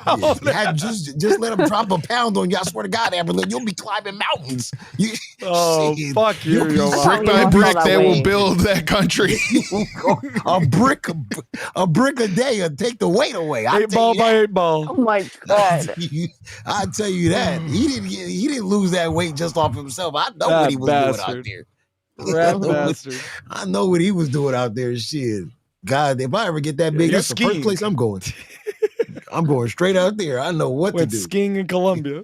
He sure was. He's just sitting there. He's not eating food. Just the whole time.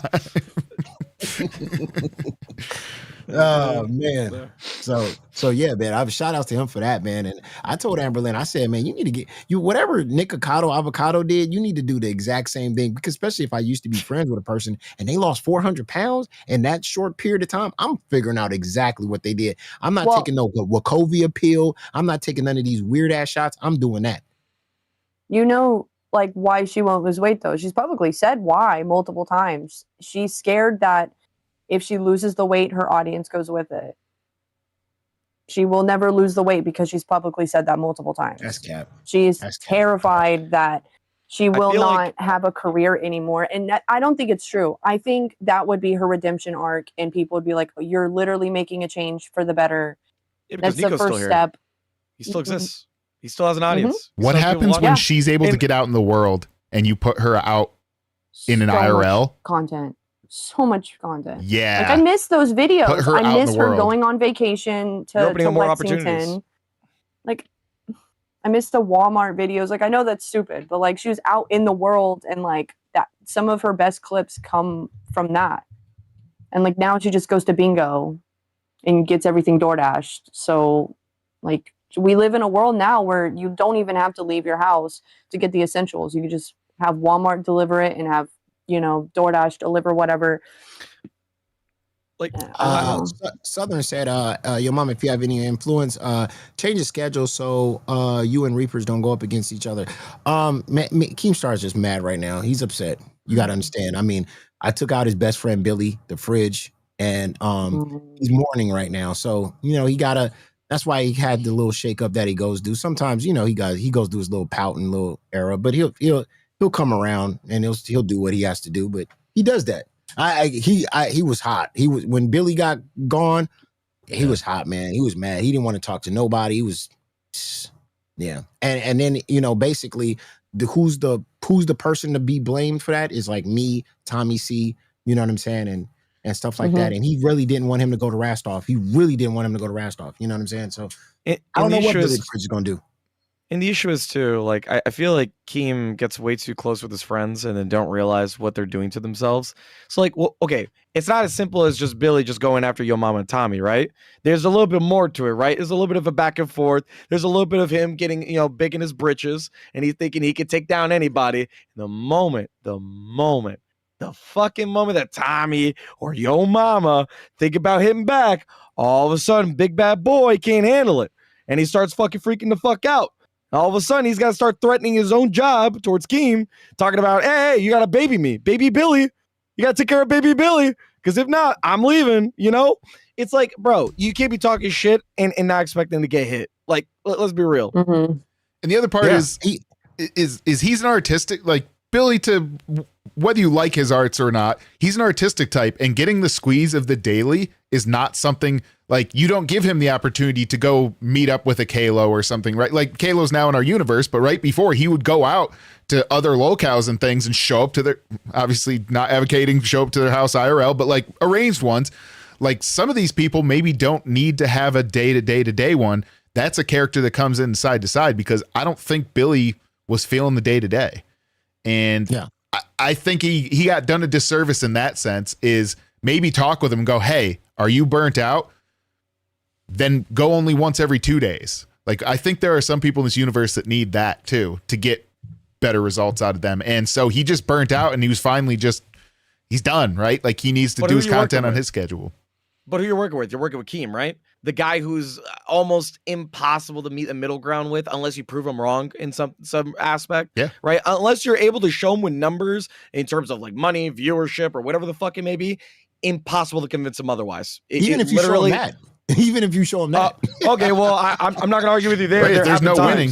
Yeah, if there's no winning, then there's even times. Just say no. I show him like, dude, I'm beating it's not even close. It's not even a thing. And he's like, oh damn, I gotta save my friend. I mean, he thought me and fucking Tommy was fucking killing Billy so bad. He was willing to reach out to Rastov to bring Rastov back to be back with Billy the Fridge. But Rastov like, nah, whatever. But yeah, he was so trying to help this guy out because he felt like me and Tommy was just destroying him. He had a conversation with me and Tommy, and I was like, all right, cool, I'll back down or whatever. And I think he said something slick on Rewind. I said, man, all right, all fucking gloves are off again. Like, fuck that.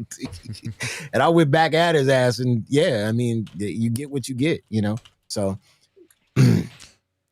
yeah, I don't think he was feeling the drama as much anymore. And I even messaged Bill. I was like, hey, I'm going to look for projects that you're doing in the future. Like, I still want to see his stuff. I think it might be the time at this point that he's not into it anymore. And the artistic side is hard to do here. And that's why I appreciate Grimm for doing that, because that day to day is tough as shit, man. Like, it's tough. It's so tough. And yeah, I want to see more of that.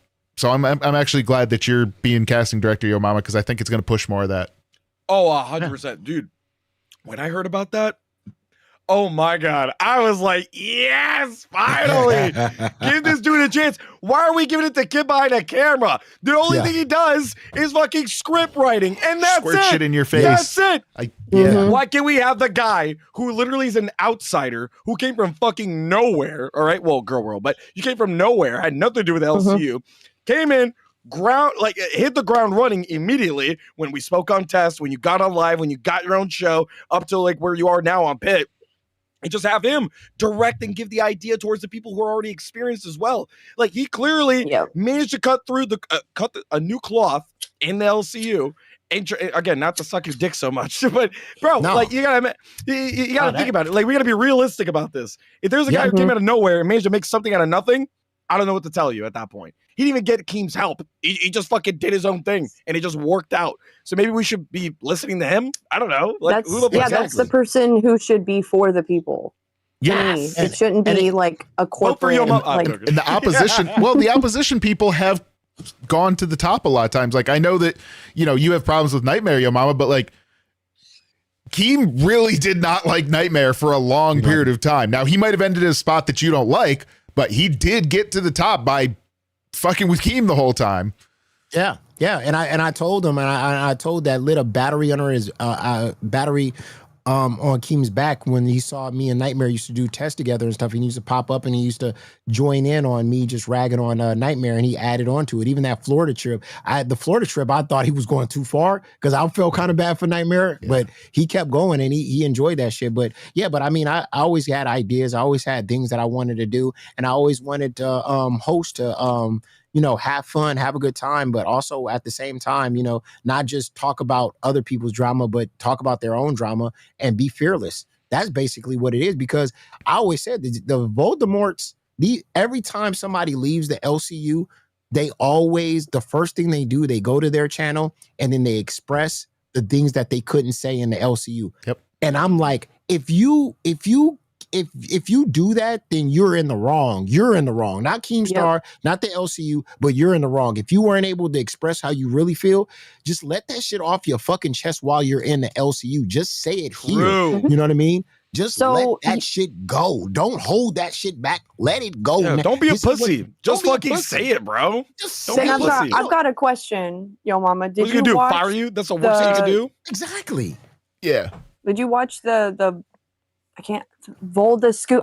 I hate not being able to say names. I fucking hate. Scooter. Fuck it. I don't give a fuck. Call him Scooter. Okay, Scooter. thank you. Scooter. Scooter. Scooter. Yeah. Scooter. Did you watch the episode yesterday? Yes, Scooter and whatchamacallit out? Luna. Oh, Luna, my old Smooch. co-host. Smooch and Booster. Got it. Booster, Booster yeah, Gold, the Booster dude who Gold. Got it. he looks like Got it. a Oh, that potato. was Yeah. amazing. I can't watch that tomorrow. So I asked in host chat, am I able to go over, like, not even show clips, but talk about it, because it's my co-host saying why she left the LCU, which is a totally different reason than she gave me and Keem. And it's a very fucked up reason. And Cat Lady was like, my husband said you can't talk about that. And I was like, oh, okay. So I No, guess you like can I'm talk about like, it. okay. Yeah, you could definitely talk about why. I was like, I won't that's- show clips. Like, I know you're not allowed to show him, but like, I feel like it's free game if my old co-host is going up there and like absolutely shit on me Free during game. Fat Camp, and Yep. like is giving a totally like that. It pissed me off whenever I heard that. I was like, so you gave one reason which was very valid, and I felt bad for you, and now you're giving a totally different reason, which is a massive fuck you. Like, you couldn't wait until I was done with Fat Camp. You literally couldn't wait 4 or 5 more days. The reason I think that she went out the way that she did is so she went out in a good way with Keem, and she could immediately go make content on her channel. Yep. And I mean, let's be honest, Absolutely. part of our channel's harm is like the fact that there was a slow decline and pulled complete trust. Like, for whatever stuff we're still learning on building and everything else, like there is that we hold good numbers, but there is no trust to like donate, because they're just like, well, are we going to just get kind of abandoned and not told what's going on again, right? Like, that's so hard. It would almost be easier to start a new channel in the LCU than it is to take over a channel like this, where both of them had this decline and then there were some issues at Fat Camp. Like, I've been trying to figure out, like, I'm not going to sit there and just pander to like, well, what exactly they want, right? I want to do the thing that I want to do, but I totally understand everyone's distrust. of wanting to sign up for memberships or anything because they're just like, oh, are they just gonna like? Is she gonna lose another co-host tomorrow? Right? Because it went through 3 immediately. Yeah. No, and the trust is gone on this channel. The show's going to stick around for a long period of time. But yeah, I mean, basically, you know, I want to keep everything together. But then, like Abby just said, I want you to talk about your ex co-host. I want you to mention him. I played Rastov's video on my channel, his clips, and I want the exit interviews when they leave and then what they say, and then you can kind of combine with it and talk about it. It actually opens us up to talking about more things instead of just ourselves every fucking time, every day. And like Sour said, about time it gets to you guys, the shit is all fucking dry and whack. Yeah. So, you know, you going outside the LCU gives you something that another channel's not talking about. So absolutely, that's what I want to do. I want you to, but Keem got this whole mindset of if you talk about the other channels, then it's going to make people go over there and watch them. So, like, if they watch, he makes it. You know what makes that? You know what makes that so illogical? Because think of it this way: he makes it seem like those viewers will never come back. There's only a one-way street, and it's that way. I'm seeing the two-way street in the chat. As if there's not people that watch Rastov right now, but also watch the LCU. You're telling me those people don't exist? You're telling me no, it's impossible. It's not feasible in your mind to see those people exist. No. No, that's not how the world works. I'm sorry, brother. I've definitely watched people that people I don't like and people I do like, and then people that don't like each other, and then I'll watch both of them. Right? Like there's that viewer, right? Which is pretty much everybody. Everybody watches anybody because it's one person and they have eyeballs and they got free time. That's all it is, brother. Like you're getting way too caught up in this shit. I don't think the problem is viewers, though. I think it's filtering money outside of the LCU. And that might be a thing I shouldn't say, but that's what it seems like. I think the people that donate and the people that give money to shows, they like giving money to shows that aren't holding back and that are not walking on eggshells, and they want to give to, you know, the people like, you know, that's talking the real shit. You know, I talked a lot of shit about Rastov the other day, and I played clips of Rastov, and then Rastov went on his stream today and he didn't even mention like what I was saying, because, you know, he already know I walk him like a goddamn dog. I did that here in the LCU, but yeah, I mean, it's just like you just got to be yourself. You got to say what you feel, and never want to, don't hold back, man, and say all the shit that you want to say now. If it's about Keemstar, if it's about whomever, say it right now. Don't say it when you leave, because I ain't saying none of this shit when I leave. I said it all. I regret one thing whenever I first started. I remember when I was working with Nightmare, I let Nightmare take the reins a lot when it came to like opinions. I never really gave my opinion a lot. I always just let him, you know, ramble off, you know, talk about how much he hated a certain person. I'd be like, okay, I'm not going to touch that. Because I didn't like the drama shit. I still don't.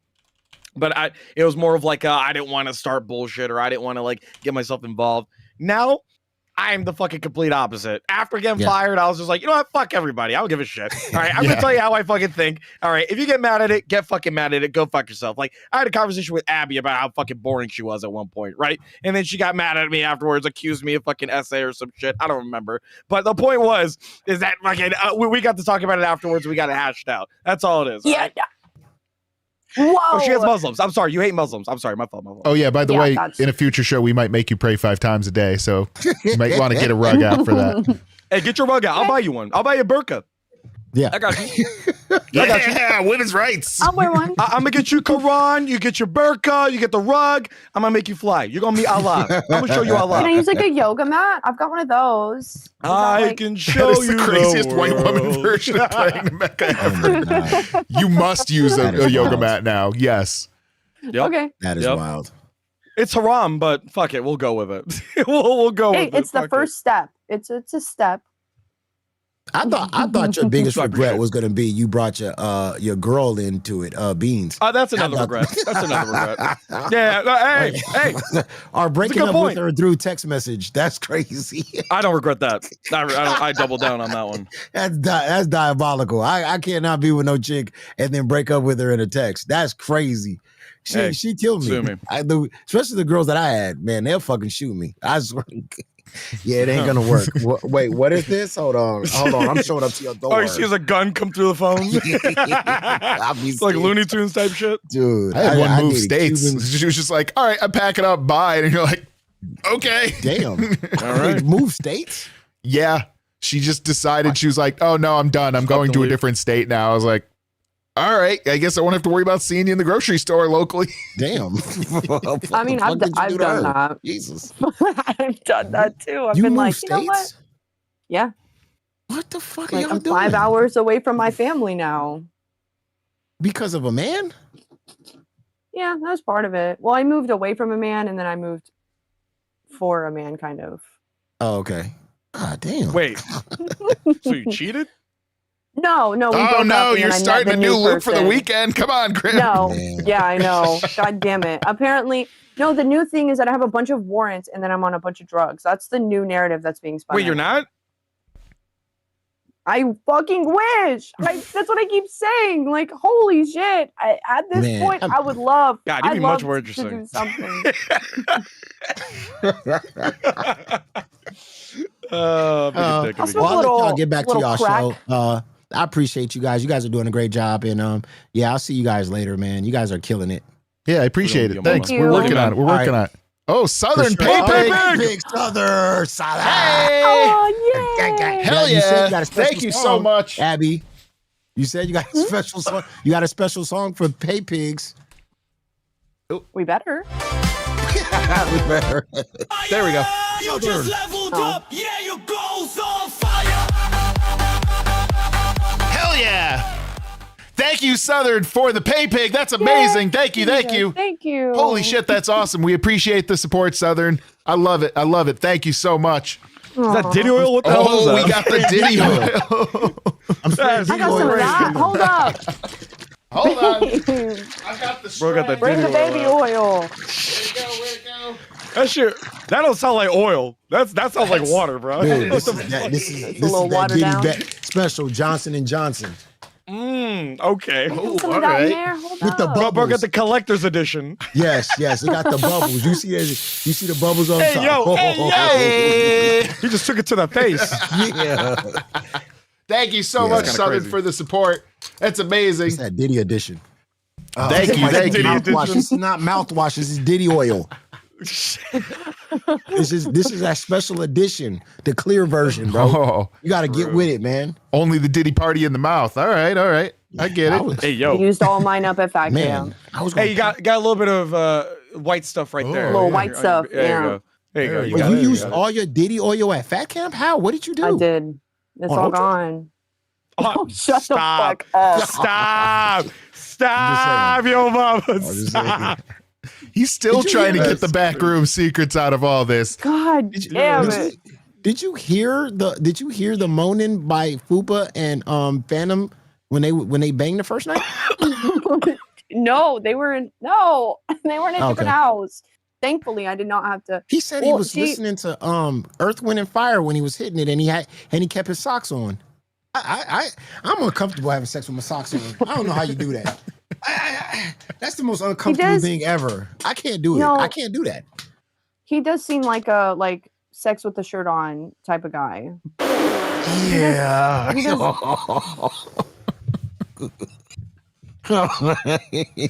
I'm good. I'm done. He does. I don't- That's It's such very that's the worst uncomfortable. mental picture ever. I Yeah. can't unthink that. He's Bro he's- got the it's- shirt on. it's uncomfortable. It's just come on. Come on. my God. No, That's Thankfully, so Fupa actually was in the bed beside me, and then there was drama with that because I show up and she used my bed as her closet, even though there's closets at Fat Camp. There's huge walk-in closets, and everyone has a closet and drawers and everything to put all your stuff. And she had her suitcase opened and her shoes and her dirty underwear on my bed. And I was like, I'm not touching that. And so Keem, I was pulling people in there, and I was like, at least someone has to watch me move this, because I don't want someone, I don't want Fupa saying I fucked with her shit. And so Keem just went in there and throwing her shit off my bed. Like what are you doing? You just want to go to bed. Bro, also, somebody put a comment. Oh, the upgrade of the crown! Yeah. Holy shit, Southern! Thank you so much. Yeah. Thank you, Southern. Sweet Diddy oil. Southern. This is I actually- appreciate it so much. Thank you so much, Southern. Holy crap. Love it, love it. Thank you so much. That comment Hell deserved yeah. that. Hell yeah. Thank you, Southern. You know what? We're putting the duck back on the shoulder for this one. Yep. We're putting the duck How did back you get on for something it. like that? Thank you so much. Thank you so much. Bro, Damn, hell yeah. Hell yeah. Start writing. So someone made the comment saying, does he wear the do-rag? he didn't wear the do-rag. He didn't wear Oh, the the do-rag. Fanny G do-rag. Here, we'll, He didn't we'll do it on the head. Yeah. Because it's not staying on the shoulder. There you go. You look great, man. Did he bring the do-rag? Did No, he didn't bring it. But Did he? He did. Did he bring the do-rag? He did say he made hella eye contact though. He was Prolonged eye contact. Prolonged eye contact. Prolonged eye contact. Prolonged eye contact. Prolonged Am I eye hurting you? That's so hurting you? uncomfortable. Oh my god. How does it feel? And then he's just slipping because the socks aren't getting enough purchase. He's just constantly Yeah, you don't re-grabbing have your grip. footing. Well, Right. you don't think he had the grippy socks on? Stop doing that, bro. Yo, mama, you need to stop doing that. That's a light That's skin what shit. that That's was. He was locked in. He was locked. Is it feeling okay? It's just the tip. It's just the tip right now. Oh my god, Mama. yo mama. Oh my Fool god. me? Fool me? bro. And then just think of what you're looking back at is just that. Crazy. Oh! Oh yeah. I That said, what was his jaw. finishing move? I needed his finishing move. Yeah, did he To infinity and beyond. To infinity and beyond. Oh. Oh my god. Is Fupa making like Minecraft noises? She going Making the Like Minecraft like villager that. noises.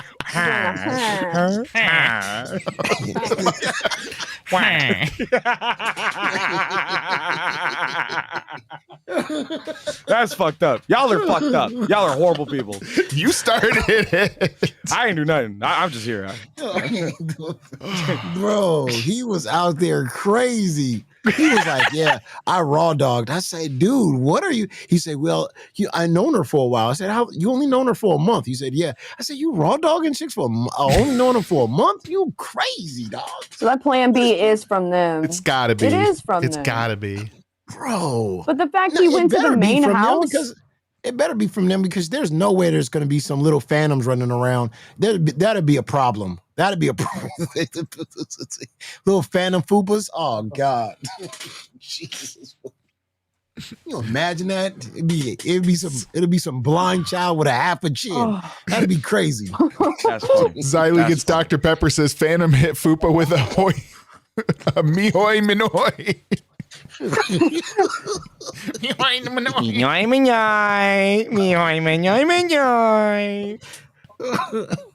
Don't have the my giant pencil. God. Oh.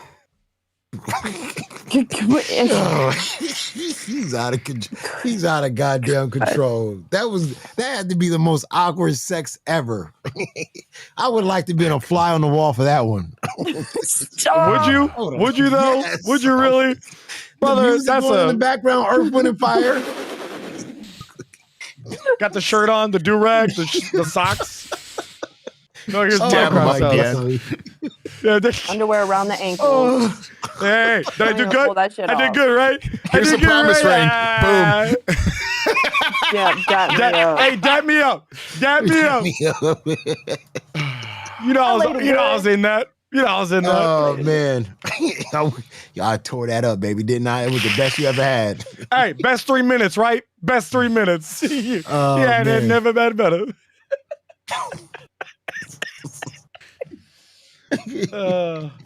Your mama's fucked up in the head, bro. Do you remember? Post-coitus snack. You just get the fry bag and you just Oh yeah, baby, you're gonna like put the this, fries baby. in the bag as the end Oh, bit. this is my song.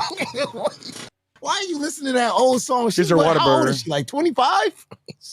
What the fuck Oh, are no. you playing? She's like Earth, Wind, almost and 30, Fire I'm is pretty sure. crazy.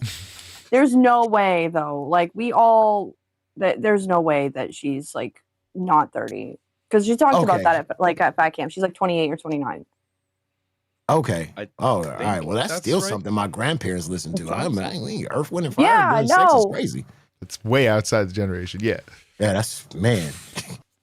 Yo, girl, I'm taking you back, baby. No Whoa. one wants like to have sex and We hear getting a song funky. that their We getting grandparents listen funky. to. Like, We getting down. We get down with yourself. Get there with your bad self. Oh, Yeah, with your man self. And who can love you like me? Nobody. After he was done, he clapped his finger. Thank you, Weeping Willow, for that. Whoa. yo, that's crazy. Black dynamite. Yeah, baby. Get your. You talk about black entertainment, baby. bro. You Black said exploitation type shit. That's crazy. Oh man. I didn't even think of that. Oh, you need to hit him up on that. That Grim, you got to go around and you got to be the one to just like do a small little bait for each one and just yes and it. Abby's gonna be praying on the rug. I need something for myself. You gotta get him more involved in the community, right? I don't know what way you got to do it, but get Fanny G involved more in the community. I will. Yes. Absolutely. Yes. Yeah. We don't call him Fanny G no need more. the sex fit. What do we he's- call it, yo, mama? he's Go lost for it. He's Fanny D. Oh.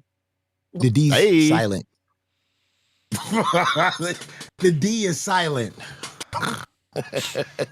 He's the pipe cleaner. Yep. Candy was up there today. Yeah. Oh. Speaking of someone that wants her pipes cleaned all the time, holy shit! Mm-hmm. Yeah, she wants it. Dude, she Sounds talked like she about gets a- it and a still machine. wants it. Well, no, Bro. she said she doesn't get it anymore. On Babe, she was talking about a machine that she has, and she said she's opened the back door to see if she could entice more men. The and back door? She can't. Yeah, but she can't get anybody. She said she was on farmersonly.com. Brother, what?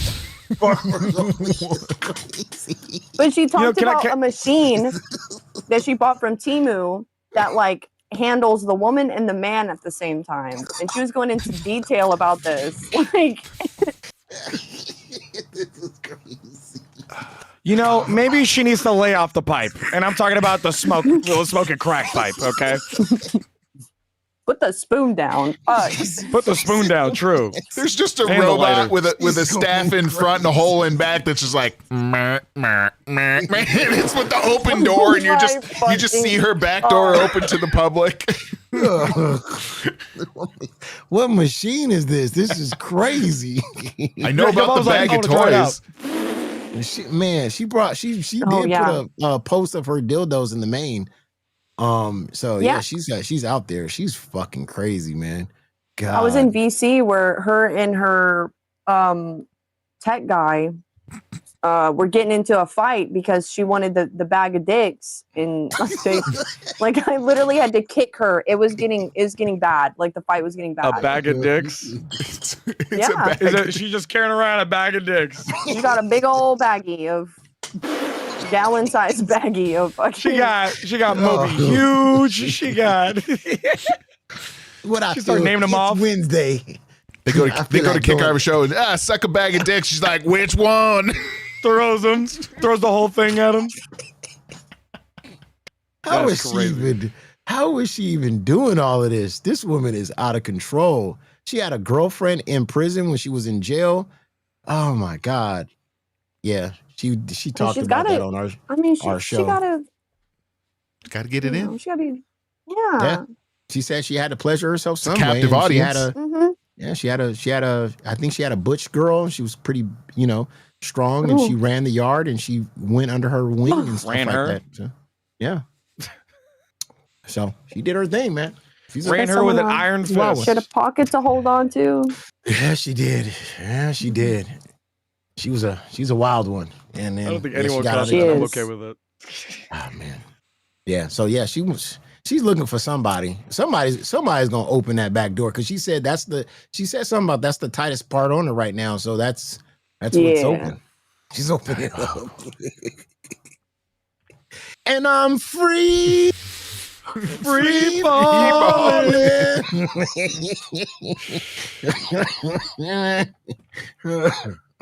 I know way too much. Like there's some things I don't need to know about people, and like I know way too much about games. I need to know it all. All right. Cooper That's why I Giggler needed to says go to Candy detail. shanked her in the yard. Rip.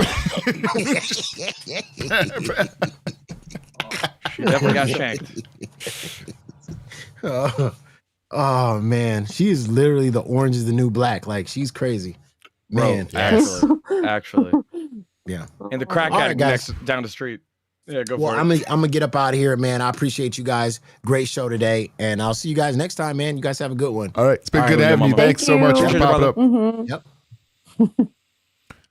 Love that dude. I A love it. wonderful ending to being here. Oh, we've had such a good time today. I love it. Yeah. Mhm. It's been so hard this week trying to do it, and this is such a good like change up. That's why Yes. Grim even talking behind the scenes like fuck the rest of the LCU content to some extent. Like when it comes to it, we're trying to do it, and I want to still tie it in, but it's been getting stale. I've been seeing getting thrown through a grinder. In fact, like nah, we're doing our own shit at this point. I think. Yeah, like whenever I was first doing test, what I really loved was the fact that like Keem was so hands off. He just let me do my own thing because he didn't care about the channel. He didn't care whether it succeeded or not. And as time went on, people were enjoying the kind of content that I was doing. Where test was supposed to be in the really early stages when it was just me. Like Nightmare wasn't even in the world yet. What we were doing was I literally made a show every day. I made a different show. Like I just invented a new show and a whole new concept every day. Yeah. And then we would just have fun doing that. Afterwards, Nightmare was introduced into the universe, and then him and I just started doing a show together where it was just two guys fucking around. Like we didn't even talk about LCU that much. We were just like literally just having conversations, just memeing shit like that, right? Just broing around. I don't know how else to explain it. Yeah. And that didn't exist in the LCU, so a lot of people like flocked to us, and we built that community together. Bro, it was so much fun doing that shit. And like it's stuff like that when you allow the creators to have full creative control with no bars between, that allows them to make like something great, right? I feel like you guys are capable of doing that if you're left alone to your own devices. That's the main thing. If you have too much influence or too much of you should do this, you should do that, blah blah blah blah, it ruins the creativity process. Sure, give them some pointers so you get more viewership and stuff like that, but don't tell them what to do specifically. You know what I mean? Just like guide them in a certain way of just like, okay, well, here's how you can add more to the algorithm, or here are some ways that you can, add more for goals or something like that, right? Mhm. That's more productive in my opinion. No, I appreciate it. 'cause Go ahead, Abby. if you're given like, I don't want to say set rules on what you have to do for a show, but even like a direction, your content is in like narrowed down to slim things that you're allowed to do. But if you just have free reign, you literally, like he was saying, you could hop up and do something completely different every single day. And I mean, that is pretty much what we've been given. The thing that sucks though is this show was built by two other co-hosts who aren't here anymore, and like they had just left, and so we're completely rebuilding a show and having to rebuild the audience to want to support the brand new thing we're doing, because they were here for Lila and Luna. Like I don't know how long they had this show, but I know Luna said that she had this show for a long time. She did. So thanks, Southern. a lot of saying you're going back to bed. Good show. Thanks. Sorry, I didn't want to interrupt you, but I just wanted to thank you. That 100%. Thank you for the crown. Love Southern. Go ahead. No, I was going to say like it was a quick question of both of you. Hopefully you guys have the same answer. So what are you guys planning to do now? Like I heard you briefly say news. Is that what you're going to focus on? Well, like you're going to start that now, or? Yeah, so not like traditional news all the time, but like a bit of some fun thing. I kind of want to do a deal where I kind of like pick we'll probably do it again instead, but it was like today was going to be like dream things, right? So there was focuses around some dreams because it tied in with Glammy, right? Where Keem was like, oh, you're being selfish. You crushed White Owl's Dream. So I was thinking of doing that and then going through talking about some of the reasons, one, that Abby came here. So it was getting to know her a bit more, myself a bit more, but then reaching out in dreams of other people. And we were going to talk about Billy Mitchell a little bit and, you know, how the dream of Carl Jobs maybe got a little, so is, you know, there's lolcow stuff. It's all kind of tied in that way.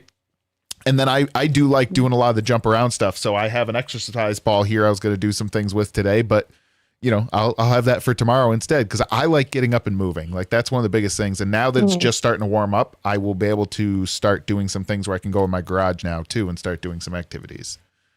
Even as the OBS runner, I have a second device that I can do an account for. What about you, Abby? I have always said that I want to do things that are not in the LCU, like covering people that aren't here. And like, I would love to be able to get certain locales on this show. Like that would be like the greatest thing I could do is, but nothing wrong with shooting the stars though. I know, but at the very least I can talk about them because I still keep up with a lot of these people to this day. Like I won't even say most, all of my YouTube algorithm is locale stuff. Like it's the LCU and then it's all of the locales that I follow. And I think it's fun. It's like it's my escape from like the real world where I can watch these people. It's the same with like ALR where I'm like, look at these freaks. My life could be so much worse. It could be like a lot worse. You could be 6,000 pounds. Yeah. Yeah. Or I could be like, well, I could be a terrible, awful, horrible person. Right. Some of the things that they do are so terrible. And I'm not going to say I could be that. Yeah. PDF. Good stuff. Yeah. Yeah. And like, dude, the other I love files. The other thing too, we've talked about way back in the past was like maybe doing some of the things that a few of these locales are known for that are normal people stuff, right? But kind of like your activity for the day, right? If they've done like a specific kind of mukbang that's worked out once, is just do like a miniature version of that, you know, change it so it's original, but do something that's that way and try to recreate some of those moments too. I think would be fun from time to time, just to add variety in the show. Yeah. Have you guys, I'm just asking because I haven't watched. Have you guys done at least one episode where you've actually brought these ideas to fruition or no? I've started with some of the news things going in on them. I'm still working on the OBS side to get them to hit quicker, because that's one of the biggest things is like getting them so it's not as clunky switching between the things, is getting the boom, like when I'm doing the what I'll call like the flashier news segments, to get them to hit quicker. But I have already made an infographic thing for it that I've had, and I've got some background music that I haven't used yet because I haven't gotten the speed of getting through them. But yeah, I've started getting through those. I've executed on a few of the moving ideas. One of them failed yesterday, so I brought the chairs into the room, and I said, Abby, I was like, hey, Abby, like, shit, the tech side of it failed, and I brought the chairs in, and we had some chaos and some near danger there. So God. Yeah, I pivoted just live as it was.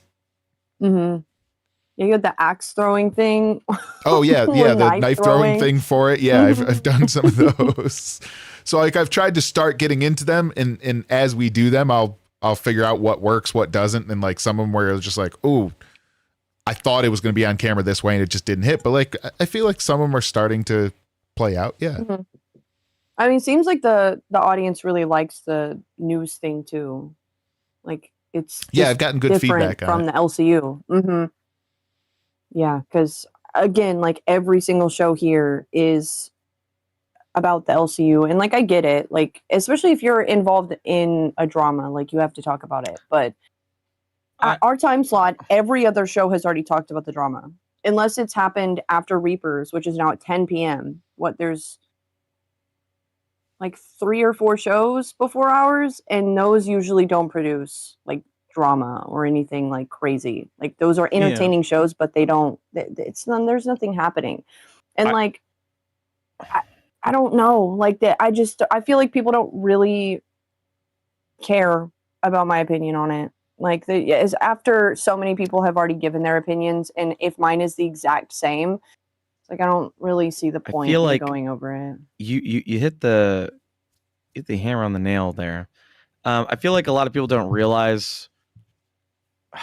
And I'm saying this the most respectful way possible, right? Like no one cares about what I have to say or what you have to say or what Sour has to say about anything about the LCU drama unless you have over like 1 million subscribers or some shit like that, right? Unless you're successful as like Keem, nobody cares about your opinion. Nobody wants to know about your opinion. And if they do, they'll ask. And if they don't, then shut the fuck up, right? Like for example, there was one point where White Owl, he hopped on after Turbo and my co-host Kayla were done arguing with each other about the, the lawsuit thing. And White Owl just immediately started giving his opinion on it, which was the exact copy and paste opinion that like was already said throughout the entire hour and 30 minutes of the show. And I like literally stopped him. I was like, brother, are you going to tell me anything that hasn't been said already? And he was like, well, no, I think of it. No, not really. I'm like, then what you're saying right now is irrelevant. I don't care. I literally don't care what you have to say. No one asked. Literally, I didn't ask. You just hopped on here and just wanted to give your opinion. No one asked. No one cares. And like, why is it so difficult? And look, I'm telling you this as well, Abby. You should definitely hammer home on this as to say, like, people should be doing other things outside of talking about the LCU instead of just always talking about the fucking same drama that's already been rehashed a million times. I think there should only be 2 shows that talk about all the drama. Actually, no, I take it back. 3 shows. I think there should only be 3 shows that talks about all the drama that happens in the entire LCU. That's Lockout Live, Pit, and Reapers. That's it. Yeah. That's it. I draw the line there. Like anything more than that, irrelevant. I could give less of a rat's ass about what you have to say about like what's going on between Sour Power and Grim or something like that, right? Like who cares? Right. Like literally no one cares. Yeah, it's just so silly. It's like why can't we be more creative? Why is it so difficult? And like I said, it's also go ahead. Sorry. Also, the audience, like, they don't just watch the LCU. Like this isn't the only thing that they tune into during the day. So if you're talking about like, I mean, they're watching locals here, so I assume that they've probably heard of or know of other locals. You're giving them content about other people that they enjoy, and then you're bringing in an audience from those people, because all the locals that I watch all have reaction channels that go over them, and that's where I get majority of my content. So I'm not giving ad revenue to some of these really terrible people. And so obviously there's a huge audience that enjoy watching these people. Obviously, if multiple channels with over hundreds of thousands of subscribers can just focus on these people, obviously they like that. And that's what I enjoy. And I feel like the best content I can make is stuff that I actually enjoy and I actually care about. If I'm talking about drama that I don't care about, I'm going to give very limited opinions, very dry. Like it's not going to be very engaging at all, because you're going to be able to tell that I'm just like, yeah, that sucks. Right. Yeah. Because if I don't give a shit about it, like it's going to be obvious. And that's why it's been so hard with some of these things where it's like, I'm not going to talk about it because I'm not going to do like a fake crash out. Right. It's not interesting to me. And the times like, that I've hit on them, I've done an episode, like say on a person, and then I'm like, all right, I'm done with it, right? And someone's like, well, talk about it again. I'm like, well, what else do you want me to talk about? Like, I'm done with it until there's some interaction with them that brings up something new. And the worst part is it's such an easy cop out for some shows who don't know what to do with their show. Like they have nothing planned, so just talk about what's going on in the LCU. Like it's so easy to just turn on the stream and just be like, did you hear what happened with Glammy? My reaction when it's just like no one cares, bro. Yeah, just shut up. And I mean, I did start out with that because I hopped up, and granted, maybe it was the wrong thing to do, but like Glammy was just about to get to the point where she was locking up, and I wanted to get her just out of that. And then my bad on this, and I am gonna eat this. I messaged White Owl, but like I was like, oh, maybe he's just a quitter. And what I was trying to get her to do is start to talk up, and then I was actually not heading directly with the same way Keem did with the selfish thing, but I was going to be like, or maybe you fucked with him and broke his right. And then I was going to take that and with a bit of a redemption. And then Keem hops up. Now I end on just saying, White Owl's a quitter, which out of anyone, I know he's not. He's been one of the longest interns and trying to do things and figure himself out. I mean, so I did message in the background. I was like, hey man, like that's not exactly what I meant. And he understood, but so I wanted to talk about that today with the dreams thing as a lead in to then dream stuff for ourselves, right? That's kind of, so when I mentioned LCU stuff, I want to take it that way. I kind of do a little bit of it and lead it into a topic, or I bleed it in throughout. Yeah, for example, whenever Whiteout was working with me and Gold, we had to do a ton of wacky shit. Okay. Yeah. Now within the boundaries of reason, right? But the dude fucking licked up like dumpster water for no donos. He did it for free, which I told him not to do, but he ended up doing it anyways because he listened to Nightmare for some reason. There's a lot of That was times where you're like, retarded. you could actually do less, dude. Like you can And do he's like, less. no, and he starts eating the fucking dumpster water. My, That was insane. I was just like, but if the guy's capable of eating dumpster water and he gave up because of glammy, you know something's cooked. Like something's in the water, all right? It's rough. And it ain't not the dumpster water. We're talking about glammy water, all right? Yeah. Flint, Michigan, all right? That you have type very shit. valid like criticisms though. Just saying like how do you work with her? And like I agree. Like one episode, and if I would not have left that last 20 minutes, like I was very close to getting in my car, leaving Fat Camp, and just being like, I'm not meant for this. Obviously, if I can't handle one episode with somebody, I'm not meant for this. And I think Glammy is just a special circumstance. Like she is a very special type of person, and I You mean special? need more experience to try to wrangle somebody like that. Like I can't do it. And there's a reason why shows set goals to mute her mic. Like that's sad.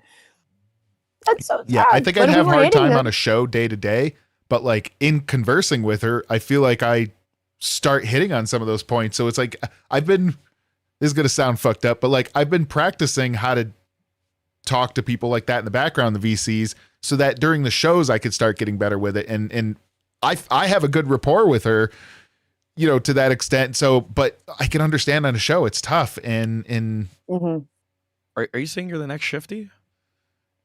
oh, okay, all right, yeah. So I get my accusations today. No, I'm not trying to lure her into something in the side. I'm trying to actually have fun and bring her back because I want like Right. silly, help her. crazy glammy. I don't care want about her. deep. You want the best for her. Maybe. You love her. Oh no, I no. want her to emotionally How cheat. could I? I'm following Abby around too much. I can't follow two people at once. Oh my God, you're the next Ultra, Drew. That We're all narrative's already Ultra. started. We are Ultra. Yeah. I've been seeing We are. everyone in the chat today. They're like, "Oh, Sours just wants to follow Abby around." Okay, sure. Oh no, my co-host. My co-host drive has halfway to show across the up for a country. show Yep. every day. And the best part no. is, Abby will say, it's not a big deal, but he did do this one thing. And then the crumb trail starts. Yeah, it's not that big of a deal, but Sour does show up to the same show as me every day. Yeah, it's rough. Whoa! All right, cancel him. We're Rough. canceling him. Canceled. Get rid of him. Canceled. Goodbye. Goodbye, he- bitch. Puts information in the docket and he DMs me. Yeah, He DMs you? What do you mean by DMs you? we What have does he do? DMs. What does he do? We have a have lot of DMs. DMs together. We talk daily. We do. We do. Secret time. We talk multiple times a daily. day. Everyone. Oh no. Exposed. I exposed them. Blah, blah, blah, blah. Yeah. Brr, brr, brr, brr, brr. So fucking And then funny, tomorrow I'll be like, dun, dun, dun, dun, dun, dun, dun. Let's get right into the news. Into the news. We got Sour Power. He loves attacking women. Okay. You're fired. Yes. As Keen would say in his normal cadence. It's like, excuse me, I was speaking. Fucking hell, dude. That's why this I love morning making when fun he of popped Keem. up with it, I was like, oh, you're in good hands. And I was already like hitting the close button. He's like, yeah, get the fuck out of here. I'm like, yep, click. I'm gone. I don't want to be on camera for this car crash. I'm good. I was there to just keep her from locking up. So we kept getting like Mhm. a getting baseline bad. go. But I was like, yep, as soon as he's popping in, I am Well, out. it was weird that main chat was sitting there saying like this is getting really bad. Like she was sobbing. It was bad. And everyone was like, someone needs to hop up there, and then you hop up there, and they're like, no, you're cooking the content. They literally were begging for someone to hop up there. I was letting her go to see like if she could get in her glammy groove. And then like when it just started locking, I was like, okay, yeah. Cause like she's hopped up and helped me. Like at the end of the day, like there's a lot of selfish things that are being pointed out. And honestly, I am learning some things by watching that happen too. Like it's actually helping me improve certain things too. But yeah, like when someone just locks up on camera, I'm like, okay, I want to have some, like, I want some movement on it. Mm-hmm. And that's what I was going for this morning. I get it. Like, it's hard to tell, but to me, it got to the point of where most people were like, oh, this is just like, people were just sad, right? So I wanted some momentum to move it back forward again. Yeah. I mean, it just became the bully glammy episode too. So my question to you, Mr. Sour Power, Mhm. is how do you want to transition to this dream conversation? For this episode, you want to talk about dreams, Like the whatnot. content that. oh, The content. Jeez. Oh fuck! I forgot. I have to do content. Well, no, it's not so. It's not so much that, but like we've already pushed through our whole episode already. Yeah. Oh, you did? Yeah. At this- yeah, You spoke about everything? Well, I mean, at this point, Yeah. we've already gone for quite a chunk of time. Yeah, Mhm. Grim, we've been carrying every week. Like we get, and I've enjoyed them all. But there's been times we've gotten into like these 4 and 6 hour ones that I'm not opposed to. Yes. But like we've had some pretty brutal ones. And here's the thing: there's this balance where I feel like once in a while it's pushed it to the point that I've not been able to build some stuff in the background to start stacking things to make it better throughout the week. And that's the only reason why I'm like, I don't want to just be like, oh, I got my 2 hours in and I'm done, right? But at the same time, I only have so many hours in the day and I want to spend some of this in the background to build too. And like I said, we did have the whole thing today, but I don't, I kind of also want to be able to build something to do it too, right? When I have the time, it's that careful balance because you burn yourself out. And I'm not going to lie, this week was rough. After that 6+ hour stream we did where we were like done, and then Keem hopped up and then all of that started, it was like, oh, well, shit. And I was there for it, but yeah, I mean, it was I loved it. It was very interesting. And I loved being like in like the front row seat, getting all that information. But at that point, like we were already like, I think 3 or 4 hours in, completely covered in shit. I had eaten those like peppers and was bawling my eyes out. My tongue was bleeding. Like I did, like we were actually fucked up by the end of that episode, like physically destroyed. And I had the side door open and like I got so cold to the point that I couldn't operate the mouse to end the stream. Like I was You're like shaking. misclicking. Yeah, everywhere. that's what I was trying. I'm like, 1 second, everyone. And I'm like sitting there like having hypothermic shakes. Jesus. All right, well, I kind of want to end this on a note that's like a natural ending instead of like let's restart. And then you know what I mean, at this point it kind of feels like a good ending and I'd rather just start a new one, right, with a whole new thing. Yeah, for sure. Well, I was gonna mention I was gonna step out because if that's it, then you know, I just want to hang out with you guys for a little bit because I haven't been able to sleep. So you know, I'm probably gonna try to go to sleep this time and hopefully I can push through them. But love you guys. Hope you guys have a good one. And having some Great of the show. conversation with you has been awesome. You are definitely I've seen you grow, but also you were very intelligent in all this, and so I always appreciate all the advice that you have. Calm down. But you're also a fucking goofball, which yeah. I enjoy too. I'm the duality of man. All right, I could be a goofball, but I can at least have a conversation. Okay. Now go switch over and start planning your next button push.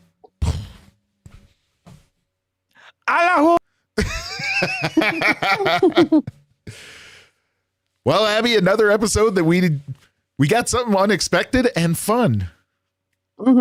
Yeah, I honestly seems like some of my favorite episodes are like that. It really where is. it's like, okay, we have something planned, and then it's just people hopping in and like something completely different. And it's fun.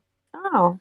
Yeah, I've been having a good time with it. A little switch up. And yeah, awesome support today for the channel, guys. I appreciate it. Like this has really been like a weird change up is how we're trying to convert this to like get you to trust us and things. And, you know, at the same time, feeling out what kind of things you guys like talking about. And for the support today, Willie the Fridge, as always, awesome supporter. Teacup Taylor, Southern today with the 3 step ups all the way to Crown. Southern you're amazing. I know they've gone to bed at this point, but I did the duck on the shoulder. This is kind of like a callback from Jester on this. I did the duck on the shoulder for today.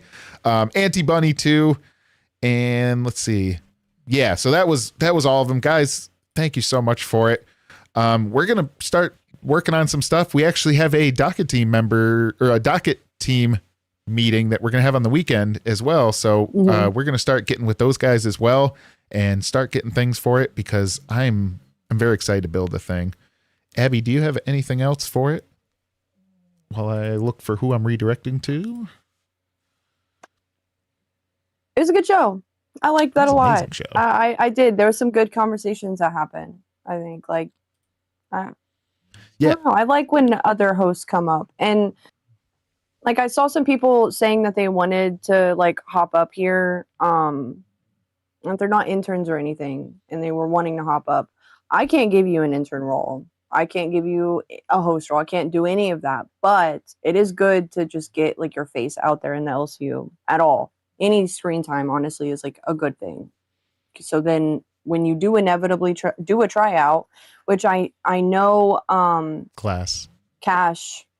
Oh, Class and Cash. Yeah, Cash everyone's is doing tryouts now, yeah. today. So you've got Pit, Glass, and Cash right now where you can actually go and try out and you're able to get an intern role there. But you know, it doesn't hurt to hop up on a show and like, you know, before your actual, you know, whatever, tryout. Yep. Tryout. Yep. And Chilling with But make Guitar, sure everything's I will working. see if I can submit a thing in the Discord as well. I believe there's a way to submit a ticket yourself. I did put that website in from On your before, website? but Yeah. also, obviously, since there's no good way to contact you, I might just leave a thing in the comment with your username if I find something else to help move that along. I don't know what the answer is going to be. should be a It's hard to way- do live on the show, but yeah, there is a way to submit the ticket. I just don't remember what it is off the top of my head. Sorry. Isn't it from the website? I believe have the so. website pulled Yeah, up. because there's the question And mark they thing. fix things very quickly. Like they usually, if a ticket is submitted, like within a day, I'm not making promises, but like any problems that I've had, it's been fixed very quickly. Yeah. So, I just don't know right off the top of my head let me see. because this is the invite link for the Discord. But if it doesn't work, then I can't remember exactly how to do it. But yeah, we're gonna make sure we get you in there. Guys, it's been an awesome episode. I appreciate it. We are going to be forwarding you to. Let's see if I just want to make sure they're still live because I put it in earlier. We are going to be forwarding you to, Locale Cash. Here we go. There you go. Y'all, This is, if y'all want to try it out, looks like we've got Glammy Lammy, SSO, Michelangelo, White Owl, and it's cut off on the side, so I can't quite see who else is there. But yeah, guys, shout them out and let them know that you're coming from Locale Fire. We appreciate it. And we are going to be grinding in the background to build some fun show stuff for you guys for this next week. All Thank right. you, Southern, again. Thank you again, Thank Southern, and you. everyone else that's helped for today. We're sending you there. Sean Nova says rename him Locale Broke. Go tell him that. You just let This one. Thank you again, everyone. Fuck yeah, let's go. They walk in, air gets hotter. We're sending you over to Locale Cash. Go wave hi to Glammy Lammy.